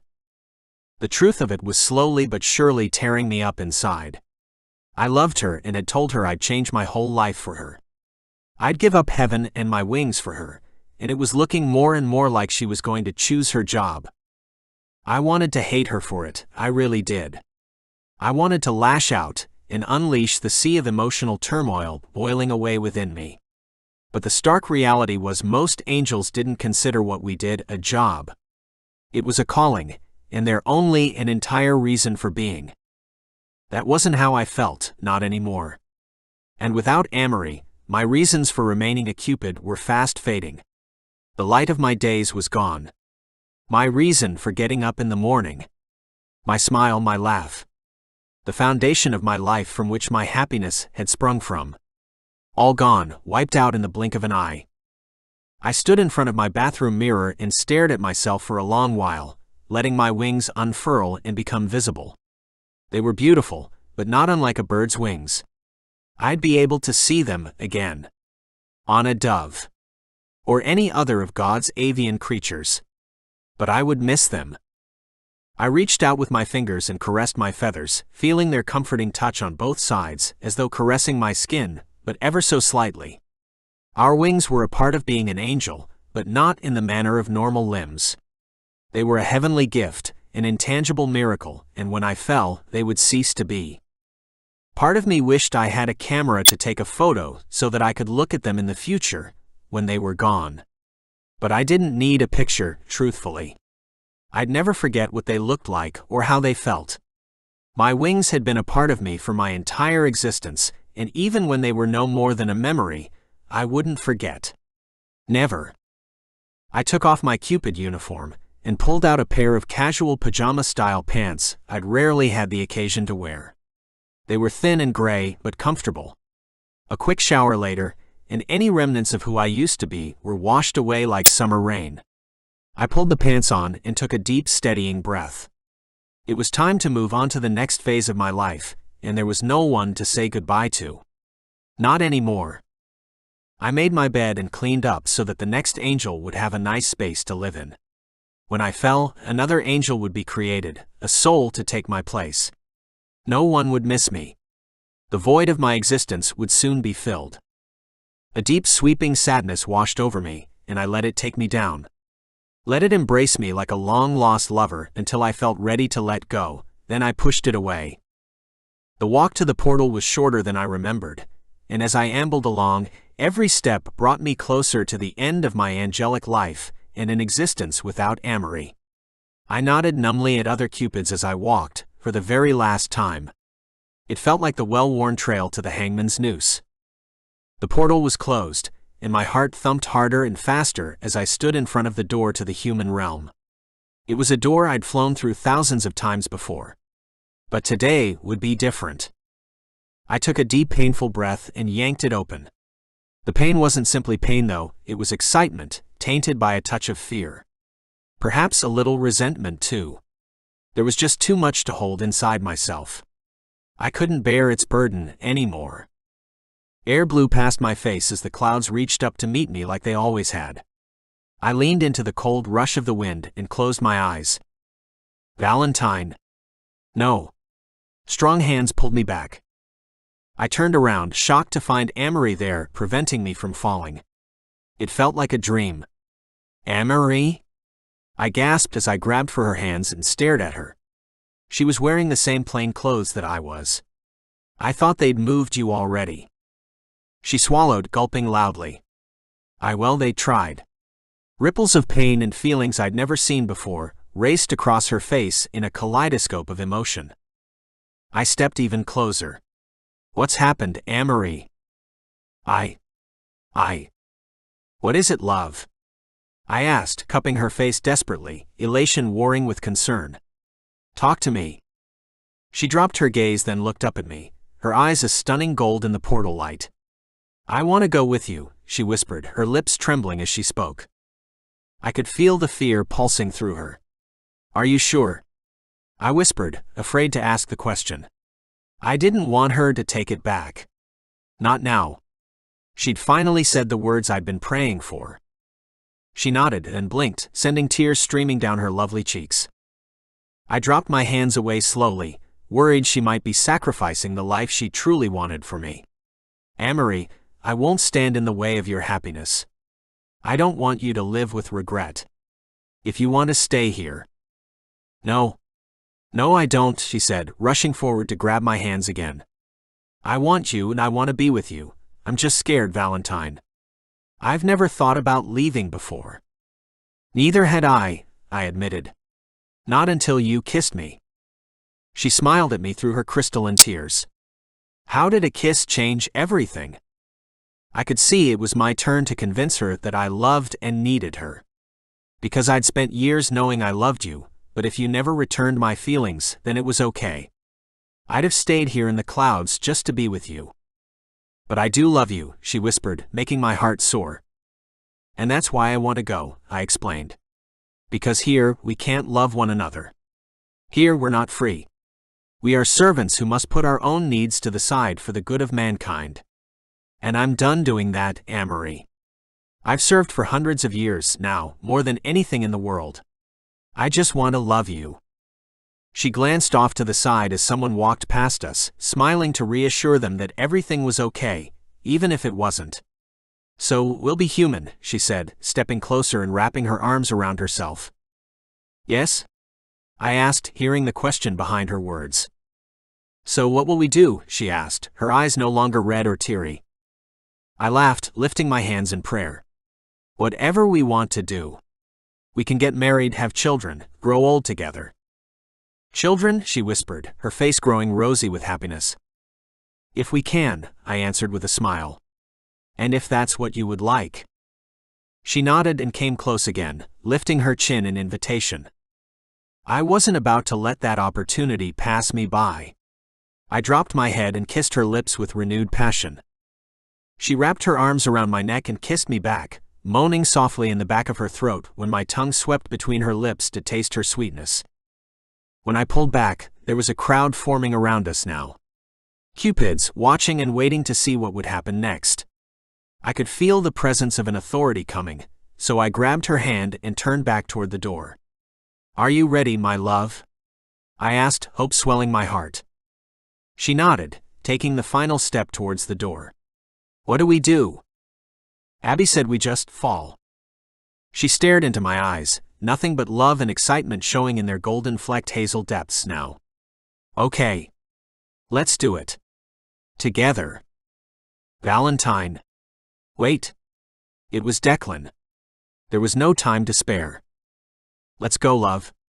I stepped through the doorway with her, and I didn't extend my wings. I fought the age-old instinct and closed my eyes. And with my hand holding tight to my only reason for being, I fell. Chapter 11. Amory. The smell of grass tickled my nose and I sneezed loudly. Ow! My head thumped with the pain of sneezing so hard. And as I lay on my back assessing my body, everything felt odd. What's wrong with me? Goodness, that's a lot to deal with this morning, I said to myself, rolling over and sitting up despite the strange sense of lethargy and pain in my muscles. I expected to find myself in bed in my bedroom, high up in the clouds of heaven, but I wasn't. I appeared to be on earth, and everything hurt. Confusion washed over me. Was someone playing a joke on me? Was I meant to be on a job? What was going on? What the? I breathed. I was in a field filled with flowers, dirt, and grass. It was late afternoon, and the sun was just dipping below the horizon. The sky was heart-achingly beautiful, and the sunset had more colors in its visage than I'd ever noticed before. I blinked twice, then rubbed my eyes. What in the name of? Why was I suddenly seeing and feeling things I'd never known before? It didn't make any sense. Then it all came rushing back to me like a television being plugged in, flashes of images racing across the screen, the pieces of a puzzle falling into place. Valentine. I fell, I whispered, then covered my mouth with my hand, where my lips felt different. Everything felt different. My whole body. My eyes. My skin. But where was my love? Oh my God. Val. I jumped to my feet, a feeling of urgency surging through me. Valentine. Where are you? I called out, my panic rising the more times I called, only to receive no answer. He wasn't anywhere near me. My stomach dipped and lurched, making me feel sick. Where is he? I fretted. He'd fallen too. We'd fallen together.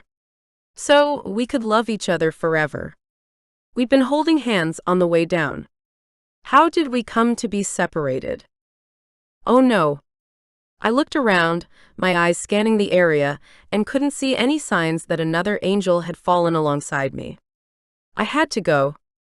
I had to do something. I had to find him. I stumbled towards the tree line, then stopped suddenly, jerking my knee painfully. Damn it. I was wearing the same pajamas I'd put on when they tried to move me, and no shoes. My feet ached and my mind raced. I had to get to safety. Was there a road nearby? Where should I go? Hot tears filled my eyes and panic splintered my heart. Reality hit me like a rock in the face. I was completely and utterly alone, with no friends, no Val, and no plans or knowledge of even where I was. And I was fucking terrified. In the distance, there was a sudden movement, and I stopped walking to stare out into growing darkness.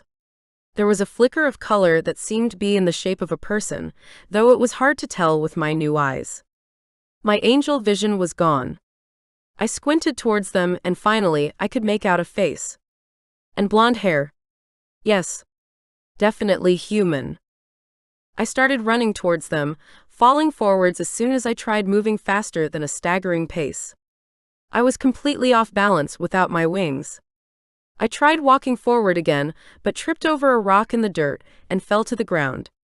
Pain like I'd never felt before tore at my hands, and I cried out at the new and unpleasant sensation. Defeated by the sheer act of walking, I gave up and rolled onto my ass, hot tears burning my eyes. I didn't try to get up, I just stayed there. I was hopeless. How did humans make this look so damn easy? The human walking towards me, who turned out to be a woman, finally reached me. Hello, she said with a big smile. Do you need a hand? She reached out for me and waited patiently. I just stared at her beautiful face. She had long blonde hair and pretty blue eyes like Valentine. It's okay, she said brightly.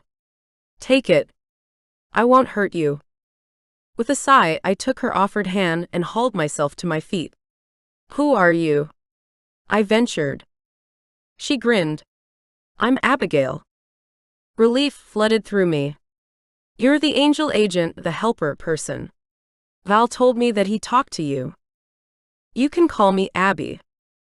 The woman in front of me was young and very beautiful, and a flicker of jealousy struck my heart in an unfamiliar way.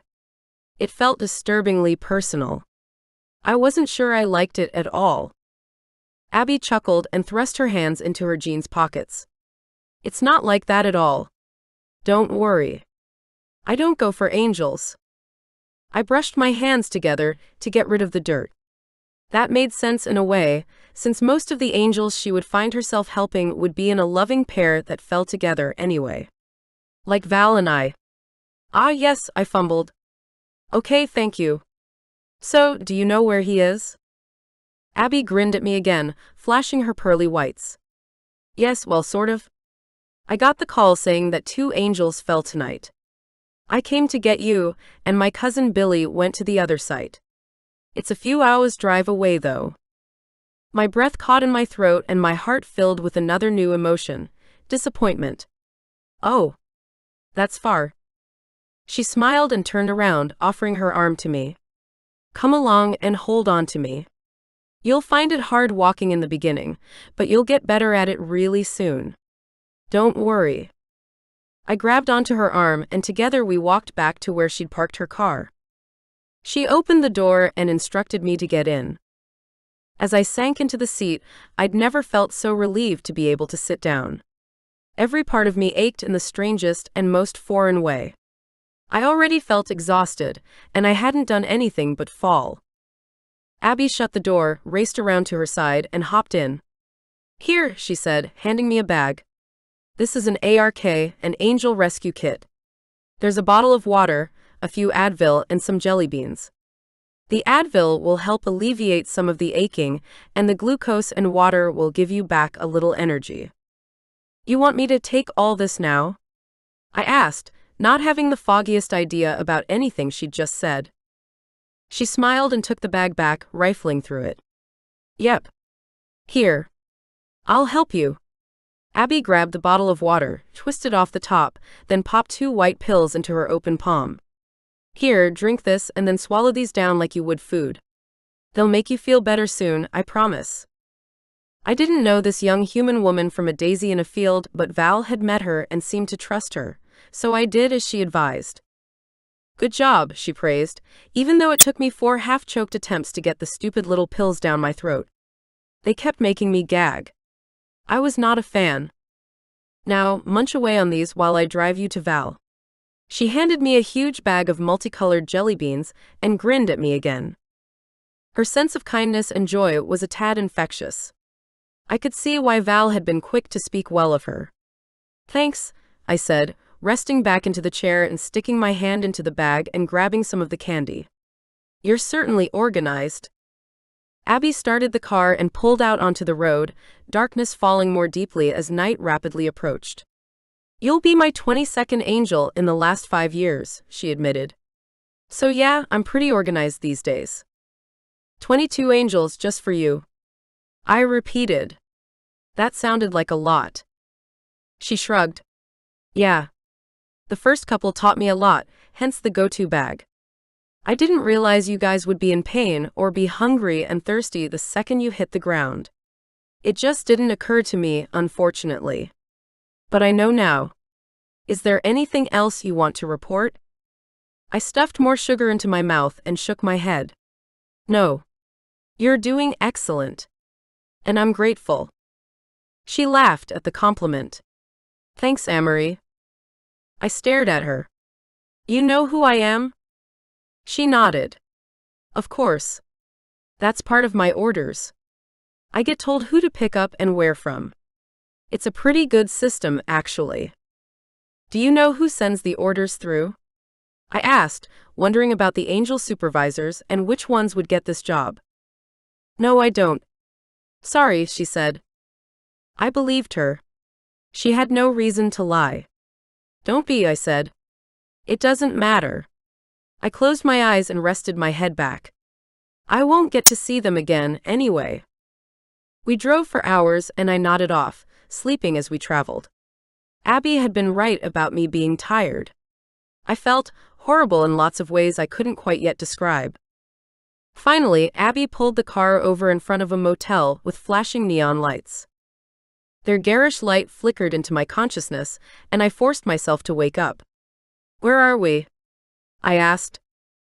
Just a motel my cousin and I agreed we'd meet at.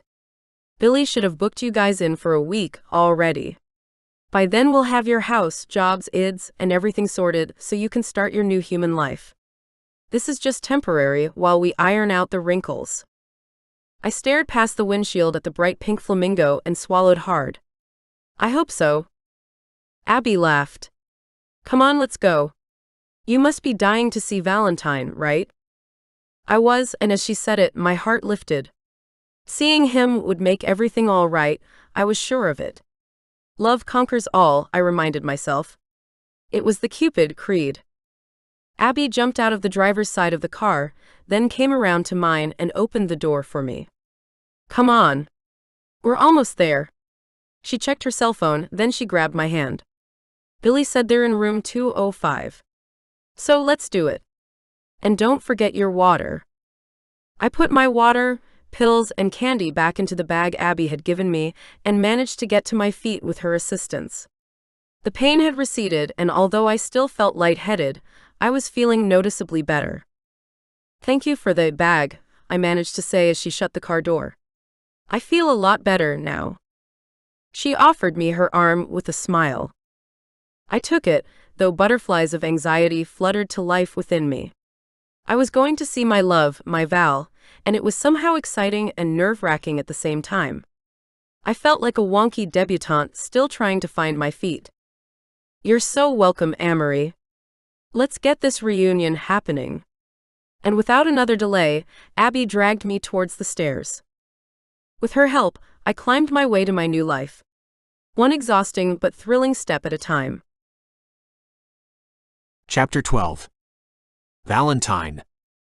It was ridiculous to believe, but I was proud of the fact that I was pacing the hotel room and not falling over constantly like a toddler anymore. Those first few hours had been rough. No one had told me how painful falling would be, nor prepared me for how different I'd feel when my body was finally human and no longer angelic. Not that anyone had told me anything, really. Truthfully, it was even more ridiculous to think that I'd fallen with little more than a short conversation with Abby. But I'd chosen to fall with hope that I was doing the right thing, for both Amory and me. There was no future for us in heaven. Our hand had been forced, but we were going to make the best of it. As long as we had each other, we could figure the rest out along the way. Are you sure they're coming? I asked Billy again, stopping to turn and stare at him. Billy, the rather sour-tempered cousin of Abby's, answered me dispassionately. Of course they are. They'll be here soon. It's a fair drive. Billy had been curt at best since we first met, and he sighed a lot. I resumed my pacing, feeling lost, nervous, and strange still. The painkillers had definitely helped relieve the general achiness that assaulted my physical body, but it hadn't eased my mind or stopped me worrying for Amory. Where is she? I wondered. Was she okay? Did Abby say how Amory was? I asked Billy. Far out. Billy shook his head and opened his cell phone. They're actually here. I raced to the door, stumbling over my foot as I did. Slow down, Billy advised, and not for the first time. It's going to take weeks for you to adjust your weight and being wingless. Ignoring him, my heart soaring, I wrenched open the door and there she was, my love, looking as fragile and beautiful as a newborn child. Amory, I breathed, reaching out to her. She flew into my arms, practically launching herself at me, before falling heavily against me. I stumbled back into the room, laughing at the happiness now bubbling inside of me. It's so good to see you, beautiful girl, I said as we practically fell into the room to sit on the bed. Abby was behind her. She closed the door and went to embrace her cousin. I sat on the mattress with Amory beside me, my hands gripping hers tightly. I never wanted to let go. Are you okay? I asked, infusing my tone with comfort and concern. She nodded, her lower lip trembling slightly. Yes, I am, she assured me. But everything is so strange. I momentarily let go of her hand, so that I could cup her cheek and appreciate her human beauty. She leaned into my caress and sighed. I know it feels strange, I had to agree with her there, but there are lots of good things too, I'm certain we'll discover them together. Abby walked over to us and pulled out a wad of cash from her back pocket. We're going to head off and leave you guys to it. The room's paid for, but we didn't have a lot of time to get food or anything. Valentine's Day is so busy every year, it's like all you Cupids suddenly realize there's more to life than giving others love. I glanced at Amory. She just leaned into me, resting her weary head on my shoulder. Abby reached out even further, so I lifted my hand and took the cash she offered. So this is for food? I clarified. She nodded. Yeah, there's a diner just down the road and a bit of food in the fridge. You'll need to remember to eat and drink a lot of water regularly, okay? I nodded. Okay. And not just sugar, she said with a grin. I know you Cupids are sugarholics, but now that you're human, your bodies will need fruit and vegetables, and protein too. I managed to smile in return. Thank you for all your help, both of you. We won't forget this. Hey Coos, we've got to go, Billy said. Abby began backing towards the door. We've got another couple to help out tonight, but I'll pop back tomorrow and see how you're getting on, okay? Amory finally moved, getting up and shuffling towards Abby. Thank you. The two girls embraced. I immediately felt the love and kinship in the room. So I haven't lost all Cupid instincts. That was a good thing. Billy opened the door and with a final wave, left. I'll see you tomorrow, Abby promised, pulling out of Amory's arms. Then we'll be by again later in the week with all your papers. Oh, and make sure you lock the door behind me, okay? You have to look out for your own safety now. Unfortunately, not all humans are as well-meaning as we are, so take care of each other. Thanks, Abby. We will. I managed to call out before she too left. Amory shut the door behind her, then turned the lock so it clicked into place. I took her hand and led her back to the bed. How are you feeling, really? She shrugged. Okay, I guess. The pain is better now, and I can almost walk straight. Though I'm pretty sure a duck could outrun me at this point. I chuckled. The bar is pretty low today, isn't it? She staggered. I think I'm going to take a shower, then lie down. Her hand was small and warm in mine, so I gently tugged her towards the bathroom. Let's shower together, then I'm more than happy to go straight to bed. Can we just sleep? She asked, sighing heavily. I'm not sure I can manage anymore. I'm exhausted. I stared at her, shocked for a moment that she even felt she had to say such a thing. Oh, sweetheart, it will be a dream just to hold you through the night. Your company, just being here with you, is everything. Amory's big eyes grew even wider, then she began to undress with a coy smile playing on her lips. So, you used to dream about me. My mouth went dry as Amory's sweater hit the ground. She began to peel off the rest of her clothing, revealing glorious curves and beautiful skin. Then she began to shiver. Oh, sorry, you're cold. I rushed to turn on the hot water. She shivered and wrapped her arms around her body while she waited. It's such a weird feeling. Hot steam began to rise inside the room, and it took me a moment to adjust the water to the right temperature. Then I gave Amory a little shove. Go on. Get in before you turn blue. She nodded, her teeth chattering together. Thanks. She stepped beneath the water, then screeched and jumped out. That's too hot. I checked again with my hand. Weird. It feels just warm to me, but let's adjust it. I turned the temperature down again. Amory scooted back in, then sighed, turning around so the water cascaded down her back. Everything feels so different here. More acute. Intense? I offered. Yes, she said, wetting her hair and picking up the soap. Do you feel it too? I nodded. I do. When Amory finished showering her beautiful body, I handed her a towel so that she could get warm and wrapped up. I jumped in the shower and got to experience firsthand exactly what she was talking about. The water was too hot, and the spray prickled on my skin with an unfamiliar sort of pain sensation. Intense is right. When I was done with my shower, I dried off quickly and walked back into the bedroom. I stopped short and stared, entranced by the vision before me. Amory had crawled into the large bed and was sitting up against the headboard, the blankets pulled up to cover her breasts. Her skin glowed in the soft light of the room, making me want to reach out and touch her. "May I join you?" I asked. She nodded and reached out to flip back the blankets. "Please." I hurried to join her, throwing off the towels without a care to slide under the warm blankets. Amory came straight into my arms, putting her head on my chest, and heaved a great sigh. I couldn't help but chuckle. That sigh was a bit much, beautiful girl. Do you carry the weight of the world on your shoulders? She nuzzled in closer. No. Not at all. I waited, but she didn't continue. "What is it?" I prompted and kissed the top of her head. "I just can't believe we're really here. Only last night I was lying in my bed, terrified and alone. And now I'm here with you on Earth." I ran my hand down the length of her hair slowly. "I still can't believe I'm allowed to touch you like this. No one's going to stop me or threaten to break us up ever again." A long silence fell between us, but it was comfortable. Finally, I had to ask. "You never told me why you changed your mind in the end." "What do you mean?" she asked, her hand roaming absently over my chest. "I mean, they moved you, didn't they? Or at least tried to. Did you come back? Or did you refuse to go?" She lifted her head and shuffled back a little so she could look up at me.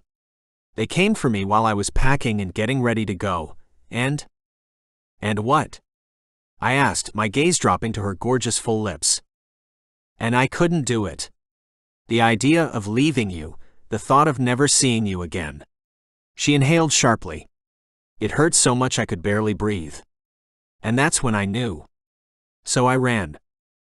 "Knew what?" I whispered, rolling onto my side so I could face her. "That I couldn't live without you either," she whispered back. I kissed her softly. Not with the sort of passion that would lead to more, but slowly and reverently.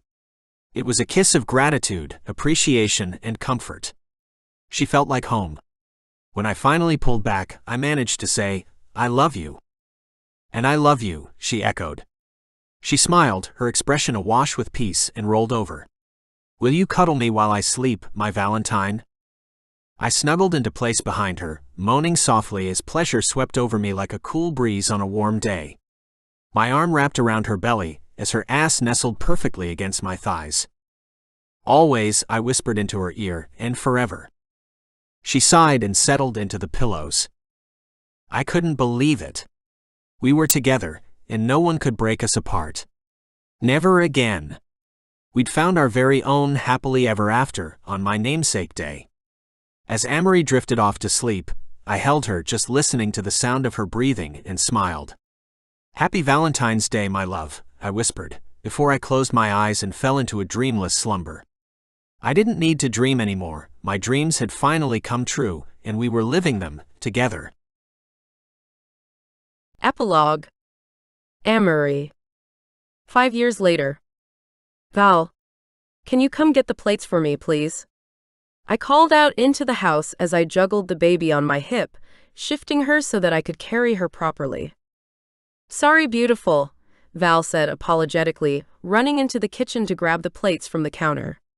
"Are you okay with that?" he asked, dropping a quick kiss on my cheek. I had a pitcher of lemonade in my other hand, and the music from our 4th of July party was thumping loud and hard in the backyard. "Yeah, I am. Let's do this." I followed Val through the back door and set the jug carefully on the trestle table we had set up outside just for this occasion.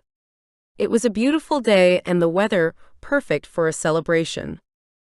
Our baby started to cry, having lost her pacifier. "Oh, sweetie," I soothed in hushed tones. "It's okay.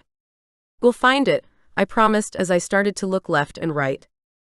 A man popped up from behind me, his characteristic long white hair pulled back into a low man bun. "Looking for this by any chance?" he asked. He had my little one's pacifier in his hand. "Oh, you came." I reached out an arm to Saint Nick, Santa Claus in the flesh, and hugged him as best I could with my precious load. "I was hoping you would be able to make it." Nicky grinned at me. "I'm happy to be here, Amory. JD had to go back to Salem for a family event, so I thought I'd take the opportunity to drop in and see you guys." After all, I haven't met this gorgeous little cherub yet. Nicky held out his finger to my daughter to play with. She grabbed hold of it with her chubby fist, momentarily enthralled by our old friend. "How do you do?" Santa asked, introducing himself with formal flair, a twinkle in his eyes. "This is Julie," I offered, hoisting my little one up higher on my hip once more. She was just 6 months old and getting heavier by the day. "Hello, Julie," he said, returning the pacifier to her. I smiled at my dear friend, who was aging just as I was. He, because he'd found his fated love and started a family, and me, well, for the very same reason. "Thanks so much for coming." "It's my pleasure. I wanted to talk to you anyway," Nicky said in a more serious tone. "What about?" I asked, concern leaping instantly to the forefront of my mind. Human life was certainly fraught with more challenges and dangers than angelic and immortal life. Anything could have happened. Is something wrong? With JD? Or Sammy? Sammy was their adorable, blue-eyed, red-haired 4-year-old son. The future Santa Claus, and the perfect blend of both his incredible parents. "No, nothing like that," Nicky assured me. "We're all fine. I just wanted to take a moment to thank you." "Thank me?" I asked with a perplexed frown. I couldn't think of anything I'd done for the Klauses lately. Last time we were here, Val happened to let it slip that he'd had a hand in getting JD and I together. "Oh. Yes. But it wasn't in the usual way. Did he tell you that?" I rushed to reassure my friend and back my husband. There were no Cupid arrows involved or anything like that. It was all entirely natural. It was just a little push in the right direction was all. He smiled as we stood together, staring out at the crowd of people in my backyard. Friends from work as well as our neighbors, all gathered to celebrate the holidays with good cheer and high spirits. Val wasn't too far off. He had our 3-year-old son sitting on his shoulders and was happily chatting away with one of the other fathers from our street. Nicky chuckled. "He did tell me that, so there's no worries there, Amory. But Val also said that my love match wasn't on the celestial cards. He informed me that you had a hand in all this, too. It was apparently your insistence that pushed him to help me find JD." I shrugged, heat flushing my cheeks. "Yeah, well, you're welcome, Nicky. You're Santa, after all you do is bring joy to everyone else. You deserve to be happy, too." "As do you," Nicky countered, nudging me with his elbow in a playful manner. "Humanity suits you, you know? You make it look good." I laughed. "Yeah, paying bills, grocery shopping, and a stream of never-ending diapers. Not to mention aging every day. It's totally glamorous." Nicky's blue eyes twinkled with that characteristic Santa Claus humor. "You love it, don't you?" "Yes, I do," I admitted with a grin as I bounced my daughter on my hip, just enjoying the happy scene before us. The last 5 years since we'd chosen to fall together and become human had been more amazing than I'd ever even dreamed they could be. Val and I loved each other passionately and enjoyed each other every day. That much hasn't changed since we were Cupids. I mused with love-up glee. Our children were by far our greatest blessing, and our home was always filled with the heartwarming sound of laughter and shrieks of fun. "I heard along the grapevine that you haven't given up all of your Cupid ways," Nicky said from beside me with a conspiratorial smile. "What are you talking about?" I asked innocently, glancing at him sidelong. He waggled his eyebrows at me. "Made any matches lately?" Laughter bubbled out of me, and my soul sang. "Well, maybe 1 or 2, I admitted. But matchmaking is fun. And besides, it's kind of my job now. I'd started an online agency, matching up couples with similar interests and desires. It was thriving and fulfilled my Cupid heart." Val had finished his conversation with our neighbor and was wandering toward us. "So, are you two coming to eat? Or are you going to stand around chatting the day away?" I nodded, glancing over at our groaning and heavily laden banquet tables, filled to overflowing with every sort of beloved American treat. A sigh escaped me. This suburban dream was ours. Some days I still couldn't believe it and pinched myself, expecting to wake up in my room in heaven. "Let's go, my love," said Val, putting his arm around me. And not for the first time, I thanked the heavens for giving me the courage to fall with him that day, incidentally the day of love itself, Valentine's Day. It had been the single most terrifying, thrilling, and defining moment of our lives. And I didn't regret it. Not one single bit. We'd taken control of our own fates. Love truly does conquer all, I thought, remembering the age-old Cupid creed. As though feeling my love for him, Valentine turned to me and slid his arm around my waist with a broad smile. "I love you, Amory." "And I love you," I whispered, leaning into him. "Thank you for our amazing life." "You don't have to thank me, beautiful," he answered. "We made this happen, together." We had a single moment of pure bliss, just the four of us in each other's arms, our own little family, before the outside world interrupted us once again with its festivities. But I'd meant what I said. I was more grateful to my Valentine than he could ever know. He had made me strong and he'd helped me find my courage. His love had changed me for the better, and thanks to him I had two beautiful little cherubs who made my heart whole in a way nothing else ever would. Heaven really is a place on earth. The end.